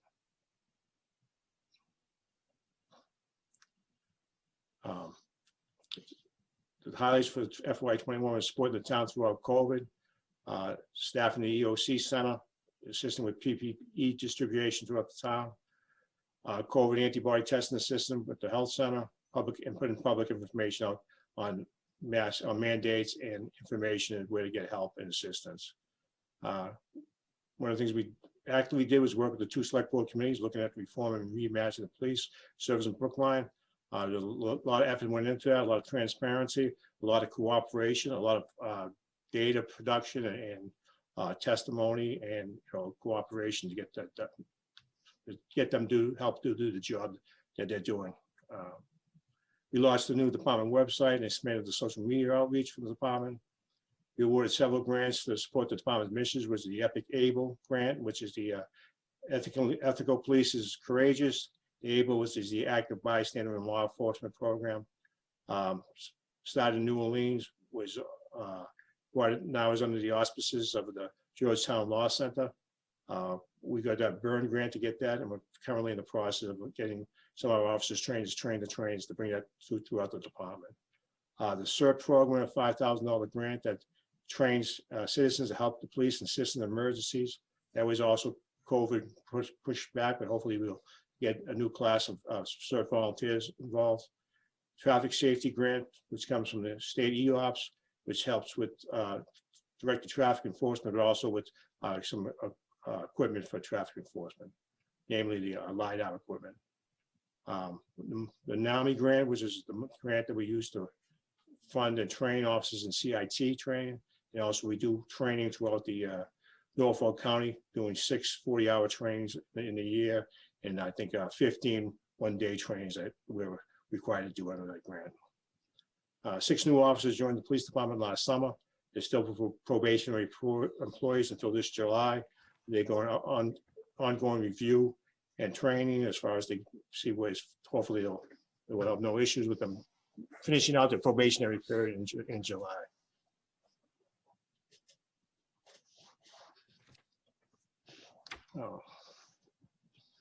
Continue for 2021 to continue to support the town throughout the COVID.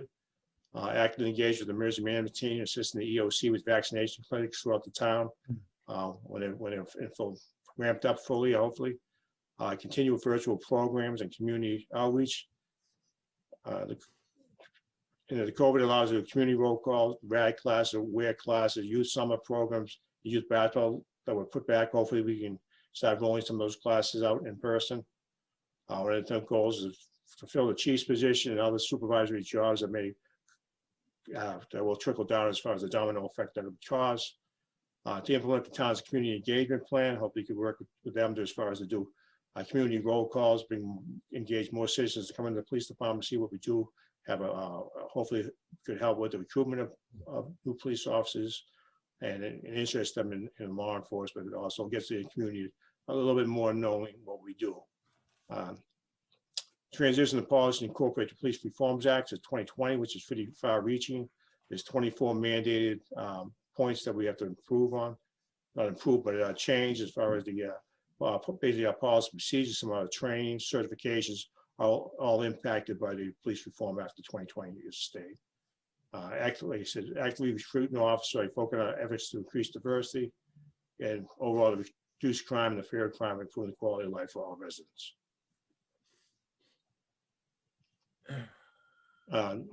Numerous division goals here: the patrols, the training, integrate the new recruits, explore the use of electric bikes, we had talked about previously, to better connect with the community and also recover more areas and be able to deploy them in a more effective manner. Community service, expand training, include the roll call training, live scenarios, on duty and multi-agency training. Further develop the family services unit, continue to expand outreach to youth in the community, expand the social media outreach and engagement. The CIT CISM program, continue CIT trainings as well as advanced training to maintain the 100% of our agency train. Continue to integrate our clinicians into the calls of service. Detectives deter bike thefts through a multi-pronged approach, including public awareness and cooperation with private businesses.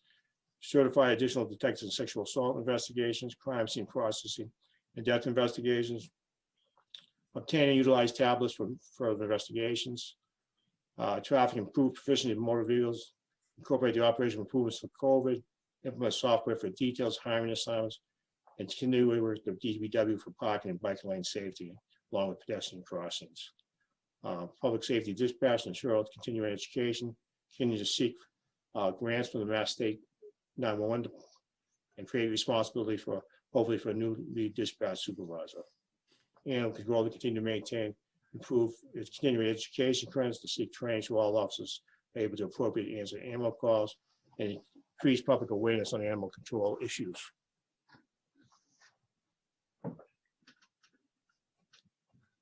Overall, the budget had been reduced by $246,000.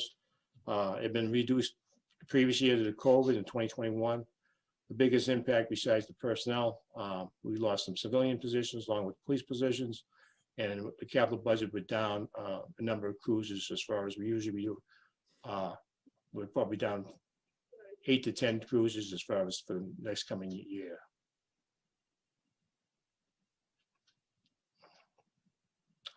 Reductions of staffing when I was previously stable, 139 to 135.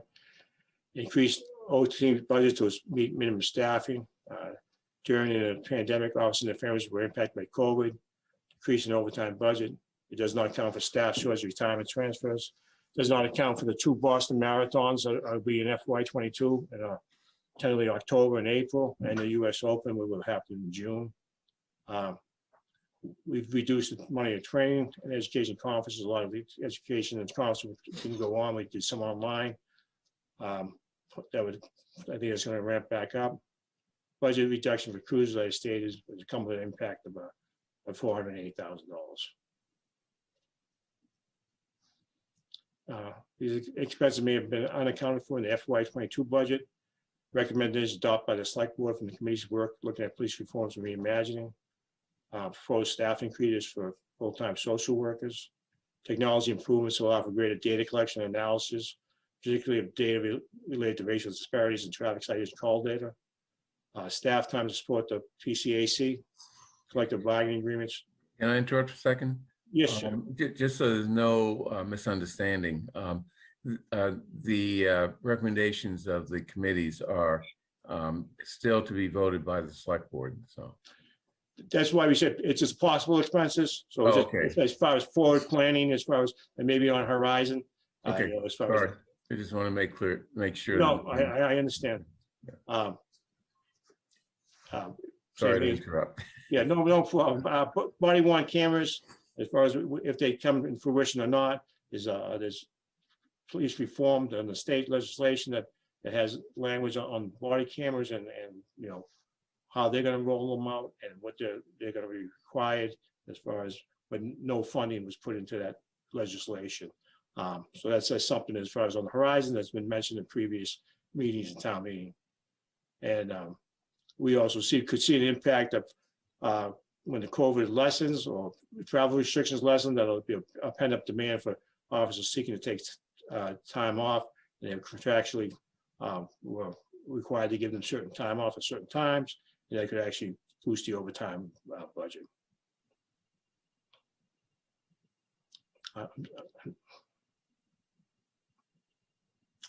So any question, comment? I know there's a few things I can touch on. You might have questions. So as far as the crime rate being raised by 28%, a lot of those things were larcenies, and I think there was a little slight uptick on the burglaries. COVID affected us in many different ways. One of the things as far as the larcenies, a dramatic rise in that was a lot of people doing online shopping. These packages were delivered to people's houses, to vestibules, and they were inside their houses, and there was a big opportunity for people to steal these packages and avail themselves of them. When I went over the detective thing, we talked about the bike thefts. Bike thefts were a dramatic rise. Most of these bikes were like bikes. They were like bikes, $1,000 to $2,000 bikes.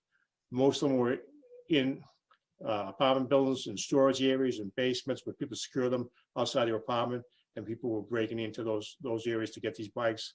They totally sold them on things like Facebook Marketplace, Let It Go, some of the apps that they were trying to sell them as far as that. So we're looking to intervene there. The call volume was down, the same, I don't think it was COVID. You remember at the beginning of COVID, for March, April, nobody was leaving their houses. Everybody was basically sheltered in place, which kind of would lead us, and there was less, dramatically less traffic on the road.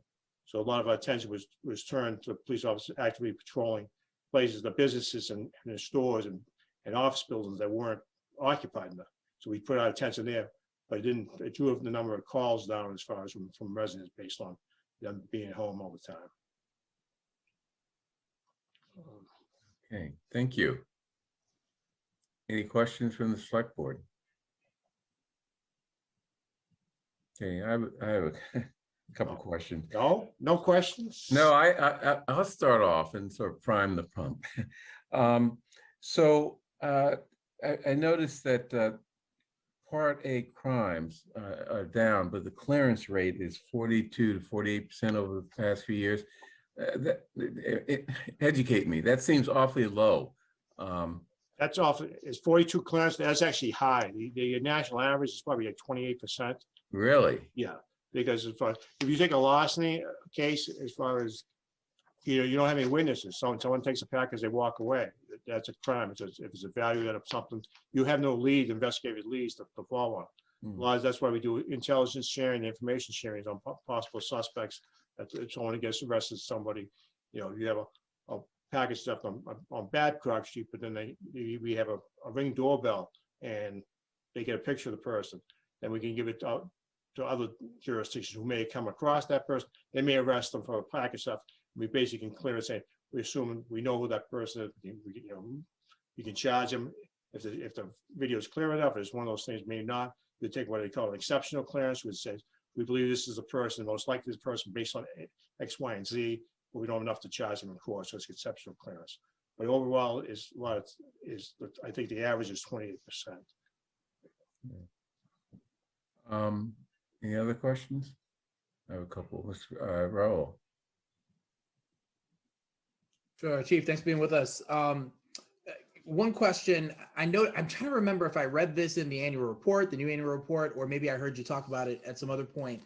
But my understanding, and correct me the moment I'm wrong, is that in 2020, one of the things that we did as a result of the pandemic is rather than sort of arrest and bring in everyone that we could have, we actually gave, a notice to appear instead, as a result to sort of better maintain is that safety for officers. Can you talk a little bit more about that?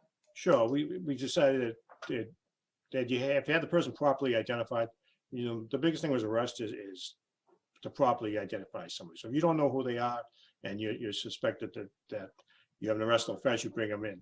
If you have somebody as far as that you know who they are, they give you identifying information that's confirmed. What you do is start the process with a summons. So there'll be a summons with a criminal complaint where you ask the court to issue a summons. If it's a summons, if someone has a good address, it'd be sent to their address. They'd have to show up to court on a certain date, a certain time. If it's one of those things, if someone doesn't have a good address or give you a false address, they don't show up to court. That turns into a warrant for a default warrant for not showing up today, which then turns in them to getting arrested down the road. Yeah, I'm wondering, we're talking about in all different areas, things that we can learn from the pandemic and try to get something good out of this really harmful time that we've been in. I'm wondering, is that something that we can do more of going forward? If I imagine there's some resources allocated to bringing people in, doing the whole process, working them through the process. If we can just simply, if we've got all their information, give them to notice to appear, can we do more of that? Is there some downside to doing that rather than sort of bringing people, bringing them in? Well, it depends. It depends what the type of crime is. If it's a serious violent crime, we're gonna have to arrest somebody. If there's a warrant for somebody, we're mandated by the court to arrest the people and to bring them in. With domestic violence, we have a mandated domestic violence law to arrest them. Sometimes the people are habitual. You see a lot of our arrests with shoplifters.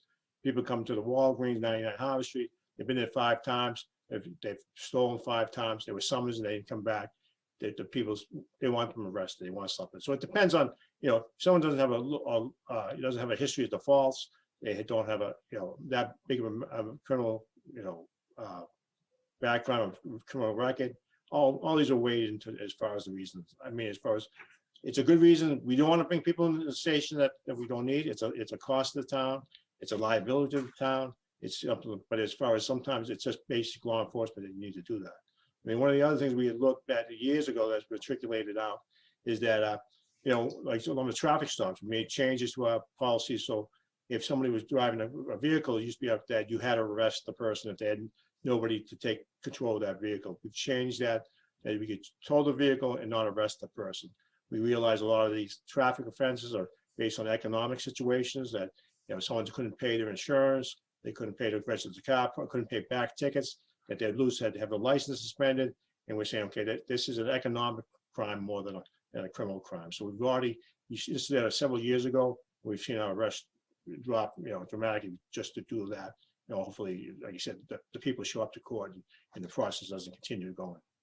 Yeah, I think that's a good thing and can be, sort of remove one source of friction where there doesn't need, and I totally understand that there are circumstances when you're mandated to, or it makes sense to follow the normal process. And, I'm hopeful that, and maybe it's something we can talk more about in the future, but, what are those other, infractions that where someone would still get a notice to appear, but we don't really need to bring them in and run them through the whole process. I'd love to have more conversations about what's in this category, what's in that one, and if that reduces the amounts of arrests that we have in Brookline, all the better. If you look overall, we don't make many like nuisance arrests. There's not like disorderly, disturbing the peace, jaywalking, the things that the trespassing, we try to minimize, de-escalate, and have alternative alternative measures to deal with people who are offending these what we call petty crimes, and instead of bringing them in front of the court. There's other alternatives, whether if there's somebody who's acting up the store, they trespass them, don't come back here, you send them on the way and don't do anything as far as that. We try to do that. So that's been effective. But I said a lot of these things when you hear about police department, they're arresting anybody for anything. We're sitting on the sidewalk, crossing the street. Those are the issues that really irritate me. I say they're disorderly because they're yelling at the cops. So we don't do that. You'll see that most of our arrests we have made for shoplifting, habitual shoplifters, not like kids who just stole a candy bar. We're talking about domestic violence arrests that are mandated and warrants. The warrants they issue that were obliged by law to arrest people who have active warrants for the arrest. Right. The other thing I wanted to ask you about was So you mentioned the state reforms, and there's sort of those 24 different sort of, I think, points that we need to address. And obviously, we don't know yet what, like as Bernard mentioned, what this board or other bodies are going to do with the recommendations of the two committees that we have going. But we know that state legislation has passed. I'm wondering, can we expect a plan as to how the department is going to address those different points that are in the state? I'm sure there's some things that we don't have to address, but for those that we do, I'm wondering if we'll at some point be presented with a plan for how you plan to address those elements in the state legislation, and a timeline as well of how we're going to do that. Most of them, as far as have timelines built into them, as far as the changes in your policies and procedures, your orders, what you cannot do. So we've already started drafting policies as far as mostly as special orders, which we do, which is then return into general orders once they were had selectmen's review. And so we spend over the special order to the board of selectmen who get office, who gets our special orders. We're using those to draft them into general orders, would be in the policy and procedures when we go through our next accreditation review of all our policies and procedures. So, like I said, there's timelines and time dates on these police reform changes. Of course, we're trying to get the ones that have already, hit the dates, or that are coming up. There's a lot of this coming up of July of 2021. That's what we're working on now. All right. All right. I'll make some space for other board members. Thanks for stepping up during this difficult time for a number of reasons, and appreciate your engagement with the task force, and I know with the reform committee as well. So thanks for that. Welcome. Nancy, I think first, then Heather. Unmute myself.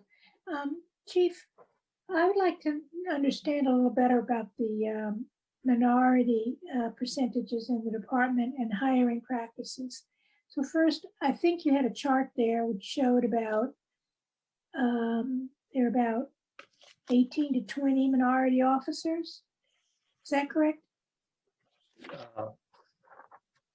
You said 34% minority officers between people of color and female officers. Female officers are a minority within law enforcement overall, so we kind of including them. Right. Okay.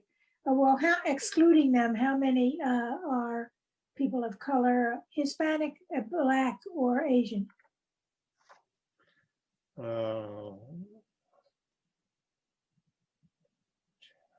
I believe 18.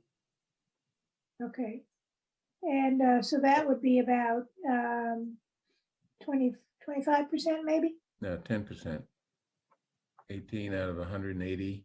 Well, these are small. No, That was 126. Yeah. So low. Actually, I'm looking at this quickly here. Actually, the number including the women that are Black and Hispanic would be 20. I see. So it's Okay. 20. Those 20. Okay. So I want to know, I know that the department has made a lot of efforts in the past several years to recruit minority officers, to recruit candidates for the positions. And I'm wondering how much of a barrier civil service is to that process. Well, it's not specifically civil service, though that is a component. It's the residential preference of civil service. So right now, if you take anybody that takes a civil service test in June, if they're residents of the town of Brookline for a year preceding the test, they get ranked before anybody else.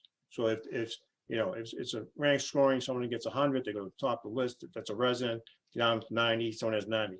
It could be a minority candidate, which is not a resident, scores higher than with 100, but they're not going to be on the list.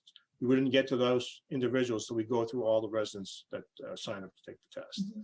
And then you also have, when you get through that residence list, and then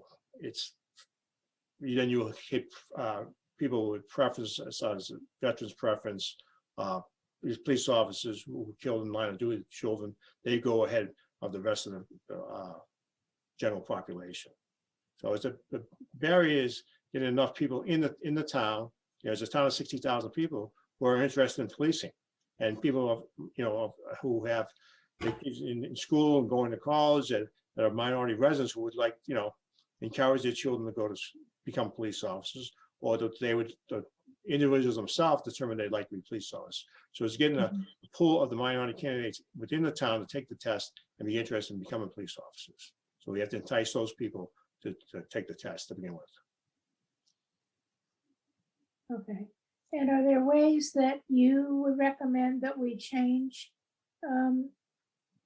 those priorities if we have the authority to do so? I guess there's no easy answer, basically, because if you got rid of the residency preference, one thing is Brookline is low in veterans as far as who have preference. So when you get a residence, you may not have any veterans on it. So it goes with residency.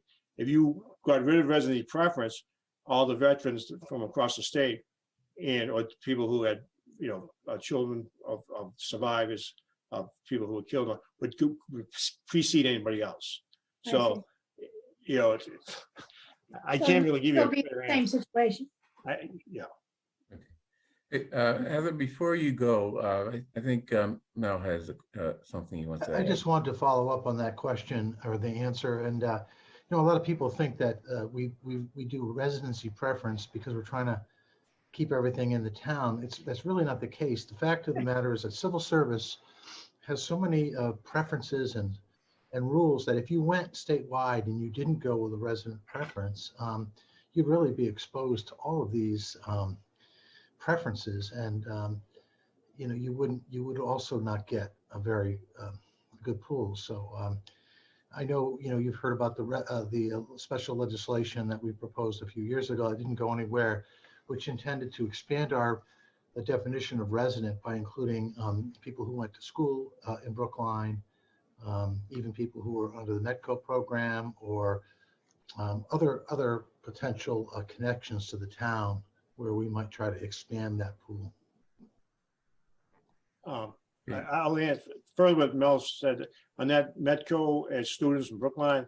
One of the things there's a statement that you had to sign that you were discriminatory in the past. That's why you needed that. A lot of other police departments had facing the same hurdles that we are. So one of the major city chiefs, one of their mandates is try to work with civil service to remove that encumbrance as far as that you can get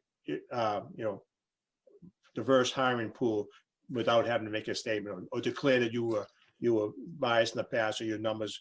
A lot of ones, if you heard Brookline, is that the resident population is not of minorities is not that great. So that as far as when you're trying to take a minority officers to increase the pool, when you already reflect the makeup of the town, the civil service would not allow that. So it's one of those things the major city chief is trying to work to bypass that. So if the town feels that that's a necessity, or the city finds that's a necessity, they can go through civil service and get permission. Okay. I think Heather had a question. Actually, it's not even my question. It's a question that I see in the Q&A, and I just wanted to read it out loud. It's actually pretty relevant to this discussion. What are you doing, maybe the police department doing, to build trust with the community of color in Brookline? Well, I think as far as on every day, as far as we're working with them, we're taking the calls, we're exhibiting, the behaviors of the police officers. We're trying to work with do recruitment with the housing authorities and other places with social media to bring in the applicants to get the police I'm interested in taking the test. First thing is to get the people to take the test. Well, this is not about trying to get people to want to be on the police force. This is just about the police department's relationship with communities of color and people of color that live in Brookline. As far as we have the community service division that works exclusively with different parts of the community. We have the walk and talk officers who are in the community every day as far as working to bring to the forefront and show that we are out there to help. We work with the Reimagine Reform Committee. We've changed our policies, our procedures. We're opening to, as far as we currently have a high school citizen police academy going on with outreach to the community. On all these different levels, we're trying to reach out to show who we are. Thank you. Any other questions from the select board? Nancy? let's see. One follow-up on that. I know that when a number of years ago, I remember discussing this with Chief O'Leary, and I know a kid who was playing basketball with police officers, and the police officers had a kind of team where they would get together with youth in the community, and kids who also were in the pipeline for in the criminal, perhaps headed toward the criminal justice pipeline. They wanted to kind of, interrupt that cycle. And they work with kids and they play basketball with them. Do you still have that program? Well, we did, but it's COVID as far as you can't. So we had the teen center, we were doing that. We had the youth police initiative where we ran a summer camp, brought people, especially with the housing, as far as the work with trust with the police, to try to establish that, see what problems they had, to communicate with them so they knew who we were and see if we could have them, as far as firsthand, what issues they have with the police and how to work it out. They have field trips to Red Sox game. They also work with other like Lowell and Chelsea, with partners with the Youth Police Initiative. It's still on the mandate. We like to do it. It's just as far we don't know what we can do under the current circumstances of COVID. Right. No, that's And the distrust that some people have of policing is a problem that goes back years, as well as reflects things that are happening throughout the country.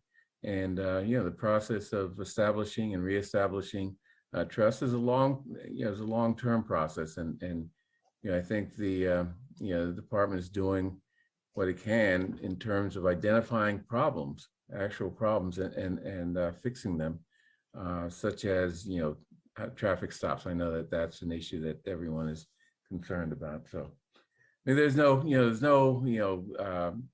silver bullet here, but it's just a process. It's just a question of, are you moving forward and addressing the concerns that people have and the fears that or traumas that people suffer as a result of policing, whether that's policing in Podunk or Boston, or even in Brookline. I mean, process of it's a slow process. So, John, did you have your hand up? Yes, I did. Yes, I did.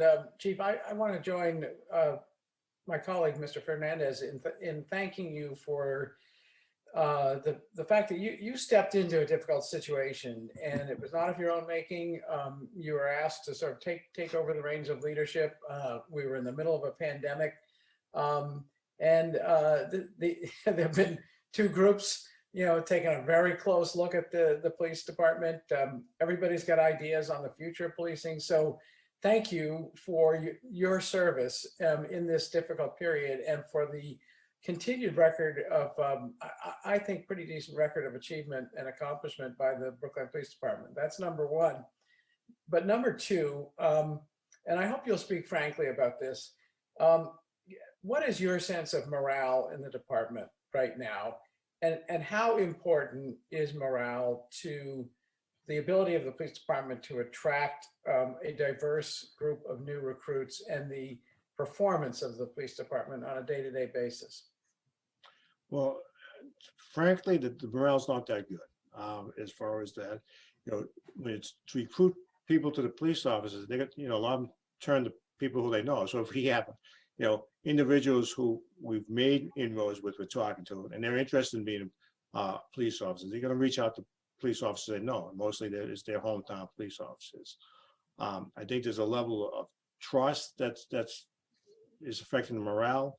I think the police officers, they're afraid that people are waiting to say, "I got you," or whatever they did is the wrong thing, and that they're tentative of doing some of their rudimentary assignments because they're afraid that it's a setup, or that they're not going to get support if somebody makes a complaint against them. So I think overall, I know they talk about pay and benefits.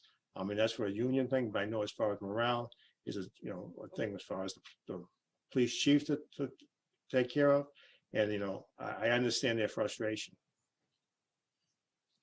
I just want to add my own note, because I can't resist saying this. This is not just a Brookline problem. It's a national problem. It's pretty well recognized across the country. There's a recruitment problem among police departments across the country, and it's being addressed. It's being recognized and addressed in important ways. And I just would recommend to people that they look into a book called Tangled Up in Blue, which is written by someone who herself had experience in a police department, a metro police department, and has done a lot of thinking about policing issues and the future of policing, and is now the head of a program at Georgetown called Police for Tomorrow. If it's of any encouragement to our local police, and I hope it is, I just want them to know that there are people giving serious thought to this morale issue, and their focus is on involving police in I'm going to use Raoul's word, reimagining policing. Reimagining policing from the perspective of those who do it every day, I think is going to help enormously in making them feel ownership over their own future. And it's programs like Police for Tomorrow at Georgetown that maybe are going to become models for the next iteration of how we do policing in this country. That's my little speech on that topic. Thank you. Okay, Raoul. Sure. One last thing, and I know we have other things to do today. 2 observations and an offer. The observations are this: one, that morale is also low in communities of color, and it has been for a long time, specifically with regard to policing. Everywhere, as Bernard says, and also in Brookline. The other piece to this is, just to make sure that we all recognize this is while BHA, public housing and subsidized housing, provides a greater level of diversity than the population as a whole in Brookline, there are a great many of us who are people of color who live in Brookline that don't live in public housing. And so any strategy that is going to bring, that is going to create, I don't think about bringing together. The goal here is to make sure, just as your mission statement says, that everybody feels safe in Brookline, and that there's bias-free policing and all that kind of stuff. To ensure that that's the case, I think engagement needs to go beyond, with specific respect to communities of color, beyond engaging folks in BHA. And so that should be part of a holistic strategy to address this issue. And now the offer. I'll offer to you, Chief Morgan, to meet directly. I'm happy to pull together a focus group of folks in communities of color from all different walks of life and all income strata and all that kind of stuff, to have a conversation just with you, not a bunch of folks from the police department, because people wouldn't want to come to that, frankly, but just to have a conversation with you, to share their thoughts, to hear your thoughts, and to engage in a real open, honest, non-public exchange. So I'll just make that offer, and if that's something that you're interested in, let me know, and I'd be happy to work with you to make sure that it works with your schedule, and we can get some folks there to engage in dialogue, this kind of dialogue. Well, I appreciate your offers, Raoul. I guess one thing I would say that I said your point on the housing, but also you may not want to hear this, but one of the things is that, the school resource officers who run the schools, across the town, engage with these children and people, residents and the parents. And that gives us a wider opportunity to do this engagement that you just stated we need to do, and I agree with you. So, Okay. I'd like to second a comment that Raoul made, and that is that, not all people of color in Brookline live in public housing. Some people have a stereotype view of people of color, particularly Black people, many of whom have been here for generations, because their family started here at a relatively low level, or because they moved here as middle class, doctors or lawyers. I know many of them, and they have kids who grow up here in Brookline. At least one is on your force. But the idea is, I think we really do have to have a broader view of people of color here in Brookline as well as elsewhere. So, my 2 cents. Okay, any other questions? Okay, thank you, Chief Morgan. Thank you. Good. Okay, next we have, RCN, sale of, change of control of RCN Telecom Services of Massachusetts. Mel, would you like to sort of introduce that, or do we have someone from RCN? No, I don't think we're going to have anyone from RCN this evening. We did hold the public hearing and had Mr. Steele and others from the new corporation that is going to assume ownership of this. I really think this is a fairly routine matter, fairly housekeeping. There is a new parent company of RCN, and we had the hearing. There really wasn't, I don't think, a lot of leverage or anything that this process really creates for the town. So I think for the most part, it's a housekeeping matter. I think we've done our due diligence, however, and you have from our special telecommunications consultant a brief memo and a proposed motion. All right. Okay. Any questions from the select board? I think it is straightforward. It's basically the status quo under new leadership, as I see it. But status quo that includes some potential additional resources that may be very, very helpful to Brookline. So I move. Let's see. I'm looking for the language from the letter. I have it handy if you want me to read it. No, let's see. No, I have it. It's just, number 8A. Yeah. My notes are a little messed up here. Let's see. So I move that the Brookline Select Board hereby vote to approve the transfer of control of the Brookline Cable Television Renewal License dated April 27, 2018 from Radiate Holdings LP to Stone Peak Associates 4 IV LLC. So all in favor, Nancy? Yes, aye. Okay, Heather? Aye. Raul? Aye. John? Aye. Bernard votes aye. That's it, great.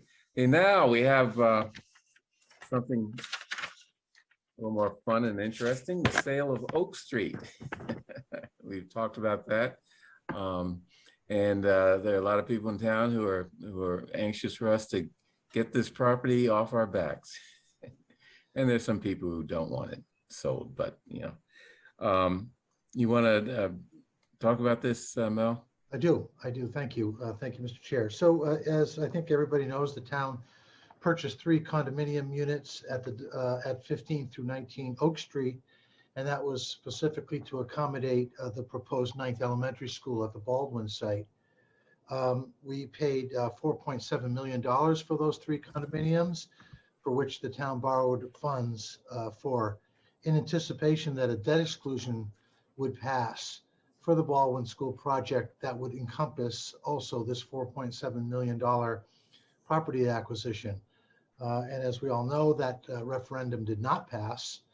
And so now no school project will go forward. However, the town is now the owner of 3 residential condominiums that we have to now pay off that debt without the benefit of a debt exclusion. So effectively that debt has to be paid for in competition with all of our other capital needs.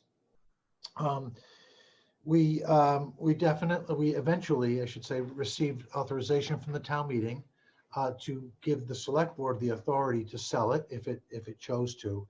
And that's what I'm recommending this evening. Now, we do have 2 alternatives to sale that I'd like to talk about.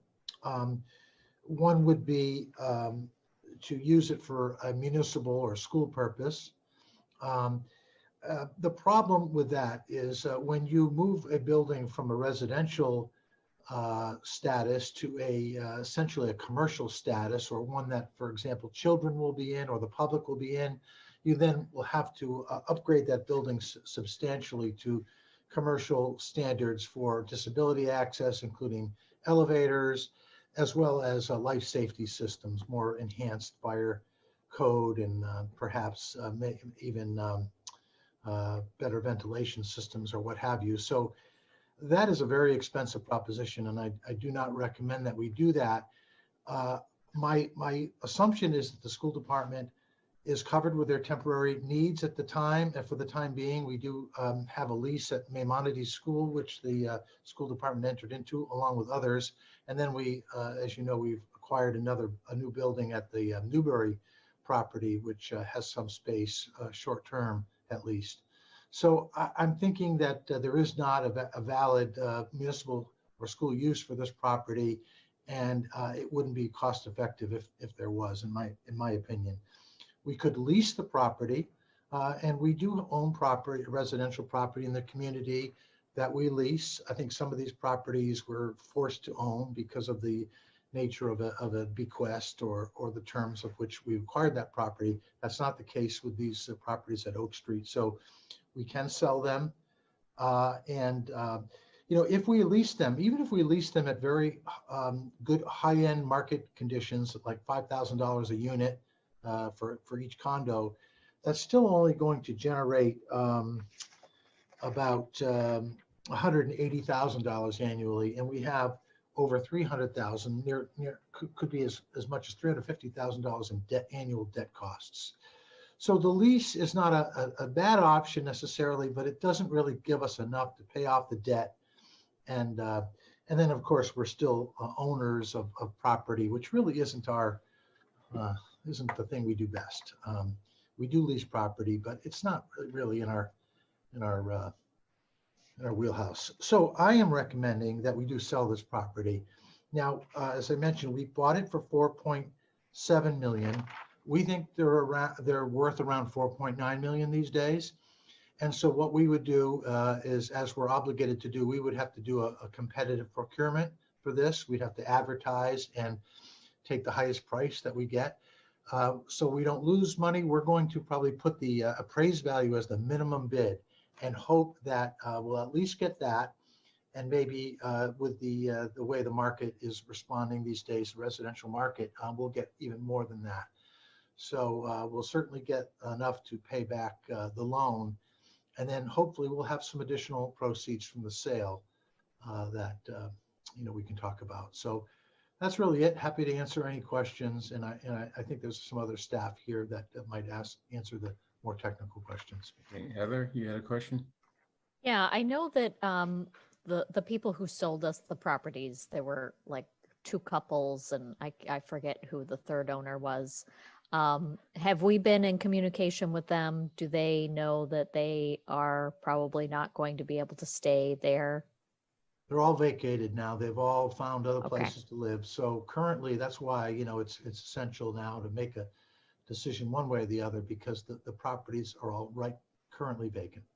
Okay. So in your email, you mentioned that we could place a permanent restriction for affordability on there. I assume that would only make sense if the plan of the buyer was to demolish it and put up something new. Not necessarily. I'm not recommending that we put a Yeah. restriction on it. But well, let me just say that if somebody was to develop that today, that 3-unit condominium, they would not be obligated under our inclusionary zoning bylaw to create any affordable units, because it's just below the threshold of 4 units.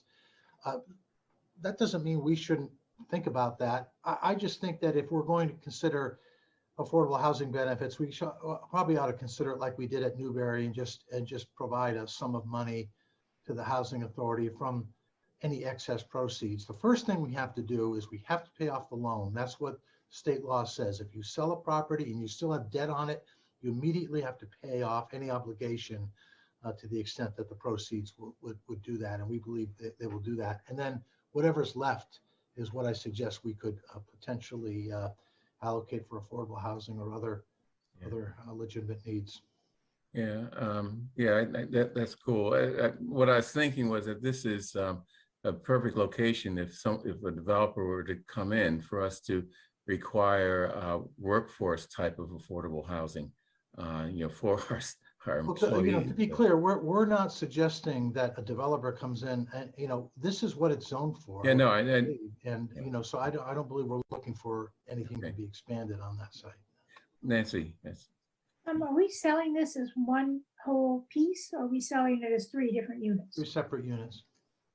But someone could come in and Simultaneously. say they want all 3. Yeah, I suppose, but we're doing them separate. But with the, I assume is the appraised value of it as 1 unit less than it is with 3? I'm not sure I understand. Well, the appraised value you get 4.9 because you've added up the appraised right. value of the 3 different pieces. That's But right. if you ask the assessor if you sold it as a one whole thing, would that bring more of an assessed value or less? I would think less. That's why we're doing it this way. Oh, really? Yeah. Okay. Yeah, I think it's like a lot of things. If you package it and you reduce the sort of the cost of, you're probably going to get a little less money because you're getting a little economy. That's not in our interest. I think we want to sell them separately. Yeah, we have to make back the money. Or I hope that we're if we work through a real estate broker, we really get a good sense of the market, because I would think that the 3 parcels together have much more value to a developer than, Well, you keep saying developer, Bernard. Why we don't want this property developed. Well, and we want it sold. I mean, we don't know who's gonna, or what the plans of the buyer is gonna be. Well, there are 3 condominium units there. They're not going to tear those down. No. They're luxury units, and the zoning doesn't allow for a greater density. I could be wrong about that, but I don't believe that's the case. Yeah. And do we want to expand that footprint there? I don't think so. Okay, any other questions? Just a comment, if I may. Yeah. Well, I'm going to vote to go ahead with the sale for a few reasons, but I think the fundamental one is kind of keeping faith with the voters on this. Mel described the situation well.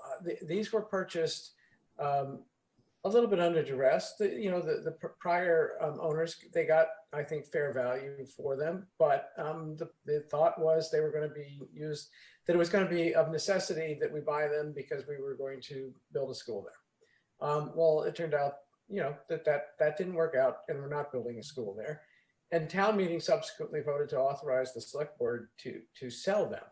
And so I think that once it was established that they were bought for a school, but we're not going to build a school, that there no longer is the justification for buying them in the first place that was offered, and that was in fact used to compel owners to sell them to us.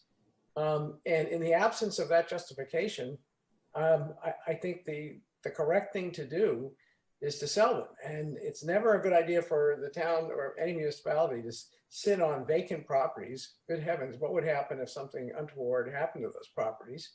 And it's also very tricky to get into the business of leasing properties to private entities, because you have to set up a process for making sure that you give everyone equal opportunity to lease. If it's an easy rent, people accuse you of not getting full value. If you have a problem tenant, you get into a situation where the town has to decide whether to evict someone. It's just not good, and we should go ahead, do what town meeting requires us to do: sell them. Okay, without buying into your preface, I move that we approve the sale of Oak Street properties, 15, 17, and 19 Oak Street. Mel, I just want to add one more thing, Mr. Chair, and that is, we are obligated to do this by a public and competitive bid, and we will make sure to review the terms of that with you all before we send it out, and see if there's any concerns about it. But we're looking to sell these as existing condominium units because Okay. of the value that's included in them. And it's gonna take a while too. Okay. So anyway, I move approval of the sale of the Oak Street properties, 15, 17, and 19 Oak Street in Chestnut Hill. All in favor, Nancy, Aye. Heather, Aye. Raul, Aye. let's see, John, Aye. Bernard votes aye. Thank you. Okay, get that out of our hair. Yeah. Okay, next, warrant. The warrant has been completed and we're going to vote on the 2021 annual town meeting warrant. So Melissa, speak to us about this next item on the agenda. Sure. So the warrant closed this past Thursday at noon. We had 40 articles filed, so we've got a lot of work in front of us. I'll give you the rundown of some of the items that have been filed. So we have our articles that we normally file for wood and bark and compensating balances and the budget. We have an article on the bond premium for the Driscoll School, just some housekeeping there, restrictive covenant for the residences of South Brookline. A budget amendment has been filed by Deborah Brown and Arthur Conquest. We have an article on the procedure before town meeting recognizing Indigenous people and what they would like to happen at the beginning of town meeting. We have general bylaw change for roll call votes for boards and commissions that are published in the combined reports. We are looking at extending the timeline for some of the work that's being done by CDICR around citizen complaints. The committee needs more time to go through their process. We are talking short-term rentals again. We've got 3 articles filed by the Moderators Committee, and then we also have an alternative option filed by Susie Roberts and Maureen Coffey. We have a proposal to extend the district for Lawrence Local Historic District. We have 2 articles around marijuana related to delivery, one for the general bylaws, one for the zoning bylaws. We have a few articles that are also zoning related. We have the micro units that we had talked about at last town meeting, the corrections that were needed filed by the planning department. We have a mandate to post agenda packets on the town website, affordable housing, inclusionary zoning amendments, creating the sustainability division formally in the bylaws. We've created it in the budget. This is just to mirror that. Fossil fuel free in the Emerald Island Special District, fossil fuel free incentives, bidding requirements, amending that for the BHA for certain developments. We have the marijuana mitigation fund allowing the expenditures from host community funds to meet the racial equity request of town meeting. We have 2 articles, one is general bylaw, one is zoning to have year-round outdoor seating. We are making an amendment or requesting a petition for speed regulations in the public way. If the CPA passes at the ballot, we need to establish a community preservation committee. So we need a bylaw in order to do that. The public notification around emergency spending. We have a resolution on payments in addition to taxes, a resolution to encourage voting, a resolution to address the BFAC committee recommendations, a resolution on the climate emergency, 2 resolutions around the development of the Fisher Hill site, and then the Babcock Street parking lot. And then we have Article 40, which is to provide additional funding for Brookline Interactive Group. So that is your lineup. We are actually starting reviews tonight because we have such a full agenda. And Devin and I have carved out a schedule and she started to reach out to petitioners, but it looks like we have to try and tackle at least 5 every meeting in order to hit the timelines for the combined reports. Okay. So we're just voting on the warrant at this point. I'd just like to add that I was under the misimpression that we had voted a document called guidelines for warrant articles that are presented to the select board. Apparently, the select board did not approve that, but I just want, I don't know if we can send it out to, or maybe I'll just send it out to proponents of warrant articles. I don't want people to come here without having gone through some preparation and meeting with town staff and other people as appropriate before they bring a warrant article to the select board, so that we can have a competent conversation. So just want to mention that, because I think last meeting or meeting before last, I thought that we actually had an official guidance document, which was on our website, but was not fully approved by the select board. Yes, Raul. Yeah, I just want to say, sort of building on some of those comments, and I know we've discussed this in the past. I think the longer town meeting goes, the less likely people are going to want to be town meeting members and be able to actually, frankly, be town meeting members. Thank goodness for the ability to go virtually. Otherwise, I mean, some of these nights we start to lose people and folks with like kids, and I don't even know how they do it. But what I will say is, with respect to the resolutions in particular, I would like to see if this board is, let's say, unanimous and say, you know what, item number 40, you know what, we really do need to rethink, the cable fees are certainly not enough to sustain the Brookline Interactive Group. We all think, as an example, we all think that we need to address this issue. It doesn't mean that it doesn't need to come before town meeting, but maybe if we go into it saying, look, the select board's completely on board with this, we're going to do it, please just say yes to this, then maybe we can dispense of that warrant article a little bit quicker than we otherwise would. And to take some of the suspense out of whether or not this is going to happen or not, if we're on board with it.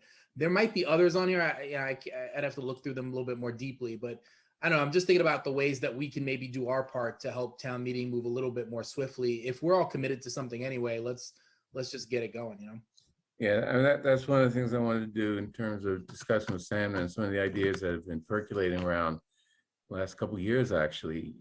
How can the select board and advisory committees sort of work together to eliminate some of the pain of going through, article after article, which is not really helpful to anyone. So that's something that is worth following through on. So Devin and I did meet with Carla and Mike on Friday after the warrant closed, even just to sync up our schedules is definitely something that, makes it a lot easier for us as we're trying to schedule petitioners. But we are looking at having some joint meetings with smaller subcommittees on the regular routine items. So compensating balances, part-time exemptions, those are things that we take every year. It makes things easier for them. And, hopefully they'll have some help with us to kind of make our lives a little easier as well. I think they're trying to sort through which articles they feel they need to make recommendations on versus not. So. Okay, any other discussion of the warrant? I'd just like to put in a plea to especially the resolutions writers. Take pity on the trees. Please, as Nancy said, we've got a declining canopy problem in Brookline, and the number of pages that people put into their write-ups of their resolutions submitted for the warrant is sometimes just mind-boggling. And I'm talking, 20, 30, 40 pages of my college, thesis on whatever. We can get the point across, without turning the warrant book into a doorstop. But unfortunately, things have been kind of out of control lately. So, and we do have a requirement that they be printed on paper. And so that's why I said, take pity on the trees. Yeah, and that's more a solid waste problem than a save the trees problem, because the type of trees they use for paper are fast growing trees that don't really serve much value for climate purposes. But that's just a little detail. Is there any way to do an opt-out for those we do this as board members for our own packets now. We get them all virtually. Is there any way for town meeting members to opt out of receiving a paper packet? So we've tried this before where I've emailed the listserv and said, if you don't want, please let me know. And the only one who actually responded at the time was Pat Ward. So Maybe we could try again. We'll get some more takers. It's too bad. Yeah. Okay, seeing no more questions, I move approval of the warrant for the 2021 annual town meeting. All in favor? Let's see, Nancy. Aye. See who else on this board. Heather. Aye. Raul. Aye. John. Aye. Much easier to say John than Mr. Vince Skoyak. Fine with me. That's fine. Bernard says aye. Okay. I just would want to note that, I did give you the pulled together warrant in the Word document, that's what you were voting on, because I did make some corrections, scriveners really, on the form for some people didn't put to see if the town or actor or anything other there too. So that document is the warrant that has those corrections in it. Okay. You mean the one in our packet? I'm sorry. The one that was emailed to you just before this meeting, yes. Okay. And in your packet as well. Yeah. Okay. Next, we have a couple warrant articles. Measures of wooden bark. This is a public hearing. I'm sure the public's really interested in this item. Many people are interested in who the heck is the measure of wooden bark, and I think we can get an answer to that. It's Mr. Elmore, isn't it? Elmon, I'm blanking on his last name. Right. Hendrickson and Bill McGrody. Yeah. This is an annual article that I think we deferred till November, so it should be still fresh in your minds, but it's required to be the first article at the annual town meeting. Okay, so this is a public hearing. Let's start off with any questions from the select board. Okay, seeing no questions from the select board, this is a public hearing. Devin, tell us if anyone's interested in commenting or asking questions about the measure of wooden bark. At this time, there are 6 attendees and no one has used the hand raise or Q&A feature to indicate they'd like to make a comment. We only have 6 attendees. Well, we had a huge crowd before. We are losing. We That must be boring. I need to learn how to talk more exciting way. Okay. And none of them want to speak. Okay. I close the hearing, and why don't we vote on this? I think the agenda is written so that we can vote. So I move approval of warrant article 1, measure of wood and bark. All in favor? Nancy. Aye. Heather. Aye. Raul. Aye. John. Aye. And chair votes aye. Okay, next, unpaid bills. Well, this is a serious article. Well, happy to report we have no unpaid bills. We checked with the comptroller's office, so the recommendation there is for no action. That's great. I wish my budget was like that. No unpaid bills. Okay, I move approval of warrant article 5, unpaid bills. All in favor? Nancy. Aye. Heather. Aye. Raul. Aye. John. Aye. And chair votes aye. Does it matter that we didn't open a public hearing, even though? Sorry. Okay. Well, let's open it up. Let's rescind our vote and open up the public hearing. Devin, is there anyone willing to or wishing to speak to warrant article 5? At this time, there are 6 attendees and no one is using the hand raise or Q&A feature to indicate they'd like to make a comment. Yeah, I'm sorry. I wasn't thinking the fact that there are no unpaid bills makes a hearing irrelevant, but still we do have to hold it. Okay, let's vote again. Nancy. Aye. Heather. Aye. Raul. Aye. John. Aye. Bernard votes aye. Okay, we have 2 warrant articles out of the way, 38 to go. Okay. Thank you. Okay, now we're gonna have a discussion on under boards and commissions, discussion on the following candidates for appointment. I'm sorry, this is a discussion of the Advisory Council on Public Health, right? Correct. Okay, who's gonna lead that? Well, I put together some materials. Actually, this is the second time this issue has come up. We've had vacancies previously, and the public health director and the advisory council are really looking for somebody with some environmental health background. This may sound familiar to you, but we haven't, for whatever reason, been able to find somebody that. And so when new applicants, and they're always very highly qualified applicants, come before us, you know, if they don't have environmental background, at least the last time we bypassed them. In the case of Dr. Roque Gordon, we did appoint her as a non-voting associate member. So we're sort of faced with the same situation today, again, with another qualified applicant. And it's, you know, we have to figure out what to do here.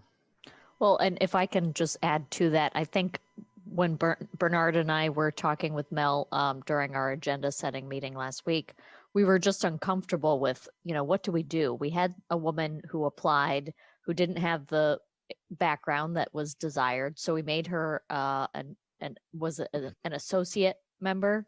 Yeah. We have a new applicant. Do we still bypass the first woman, you know, in preference for this latest applicant, still not with, you know, the environmental health background? So we wanted to open it up to this board to talk about, okay, what do we do in this situation? Nancy. So I've thought about this since I've read the materials, and it seems to me that, you know, this is one of those boards and commissions that we've never had a great deal of success in recruiting several candidates. And it's not like people are jumping over themselves to volunteer here. And I think that the best thing to do is to promote Dr. Gordon to the position on the board, on the advisory council, and keep open the associate position. Hopefully we will be able to find someone who meets the qualifications that are desirable in terms of environmental expertise. And, you know, eventually, I suppose we could always, if we actually find someone, we could always either keep that person in the associate position until someone else, you know, from the council leaves, or we could maybe expand the council. I mean, there's no rule against that, is there, that I know of? There is? Mel, you're muted. Yes, I'm sorry. Yeah, yes, there is. This was actually a special act of the legislature, so I don't believe we could modify it without their say-so.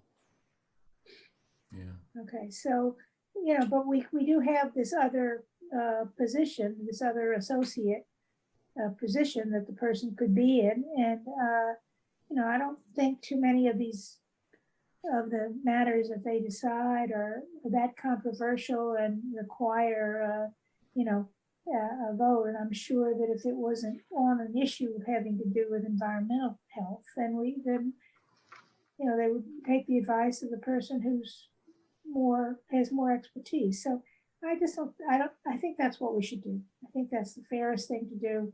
I think it's, you know, Dr. Gordon has a real interest in it, and we have an interest in having people who want a real interest in this topic and this commission, in this council. So I think we should. Would that be advancing Dr. Roque to full membership and appointing the other candidate who came in recently, Dr. Linos, to the associate position? I believe, I thought that there was one candidate who withdrew because he wasn't a resident. Well, we had a late breaking applicant, I believe today or yesterday, but turned out that applicant wasn't even a resident of the town. So we don't have that, but that would have been an extra one. We're still dealing with these. I mean, I agree with you. We can't, I mean, we can't, you know, put someone else in that position since Dr. Roque has been sitting around or standing around for this time. I think we should promote Dr. Roque Gordon, I think her name is.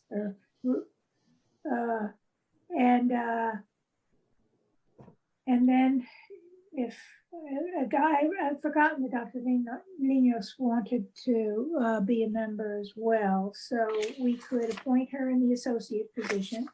And then I'm sure that means she's going to attend the meetings. When there is a vacancy, we can promote her. I mean, I just, I don't see that that's, and then the environment. Is it possible, Mel, to create another associate position? Yes. So if we find- And I want to be clear, we haven't talked to Dr. Roque Gordon or Dr. Linos about these possibilities. So the idea, I think, was just to get some ideas and consensus, and then maybe put something together for the following week. I found it awfully surprising that we can't find an environmental, specialist here in Brookline, with all the public health departments around, and with our proximity to them, but it's neither here nor there. We haven't, so, Pardon? Sorry. Yeah. Okay. Sorry, I forgot to raise my hand. I was just gonna ask, has the chair asked for more time to try to find someone? And I'm just wondering if an alternative path is to say, all right, if you think you need just a little bit more time, to give a month or 2 months or something like that to really beat the bushes and find somebody for this position. And if not, then we want to promote somebody from the associate level to the full role. Or are they just kind of at this point at their wits' end? There's like, we tried. Well, I think they've been trying for a long time, for months, Yeah. and for whatever I reason. think that's right. I tend to agree with Bernard. It's, we have some very highly qualified public health specialists, being in our location. But I don't know, Devin, have you heard of any interest in or any leads that would create us to delay this for much longer? Fortunately, Pat Mayer, the chair of the ACPH, was unable to join us tonight. I know that she did want to chat with you all, but she said she would watch the recording this evening and then be in touch based on your discussion tomorrow. She did not indicate to me that she had just expressed their preference that they were looking for someone with those skill sets, but didn't say, what kind of outreach or engagements they were planning on doing. I wonder, Dr. Jett recruited an assistant director who is an environmental specialist, or whatever. That's not the same thing as being on the advisory council, but does that help? As I understand it, the tradition has been on this advisory council is to have a volunteer member, an advisory member that lines up with each of the divisions and the functional areas of the public health. So we'd have one who might be an epidemiologist, another one who might be a pediatrician, another one who might be this environmental. So even though we do have staff in those, I think the idea of the advisory council would follow those disciplines. That's been the tradition anyway. So it sounds like, sounds like the idea of waiting, as Raul suggested, is sort of a path we've already gone down. Right. And sounds like, well, at least one person, and I agree, suggested that we appoint Roque Gordon to the open position, and appoint Dr. Linos to the associate position. I heard Devin say something that I thought was important, but I'm not sure we're all sort of on the same page here. I thought I heard Devin say that oh my gosh, I'm forgetting the name of our current chair, Dr. Mayer. Dr. Mayer, no, Pat Mayer, she's Pat Mayer. Yeah, Pat Mayer, excuse me, not Dr., but Pat Mayer, that had said that she would like to discuss this with us, but she can't be here tonight. And I'd like it to discuss it with her, frankly. Well, no, all I wanted to lay out is to give her a sense of the board, so that she could tell us what she thought of that, and if there are any other ideas from the board, she could consider them also. well, a sense of the board, I think, sort of steers her towards sort of having to say, well, if that's how you feel about it, then all right. And whereas she might want to say to us, I think I have an idea for how we can improve our search for this person. Even though it's taken time, I really do think it is important we hold the line right now until we find the environmental. I don't know what she's going to say. Yeah. And I don't feel like I have any guidance from Dr. Jett on this. So I'm just not comfortable steering the board one way or the other.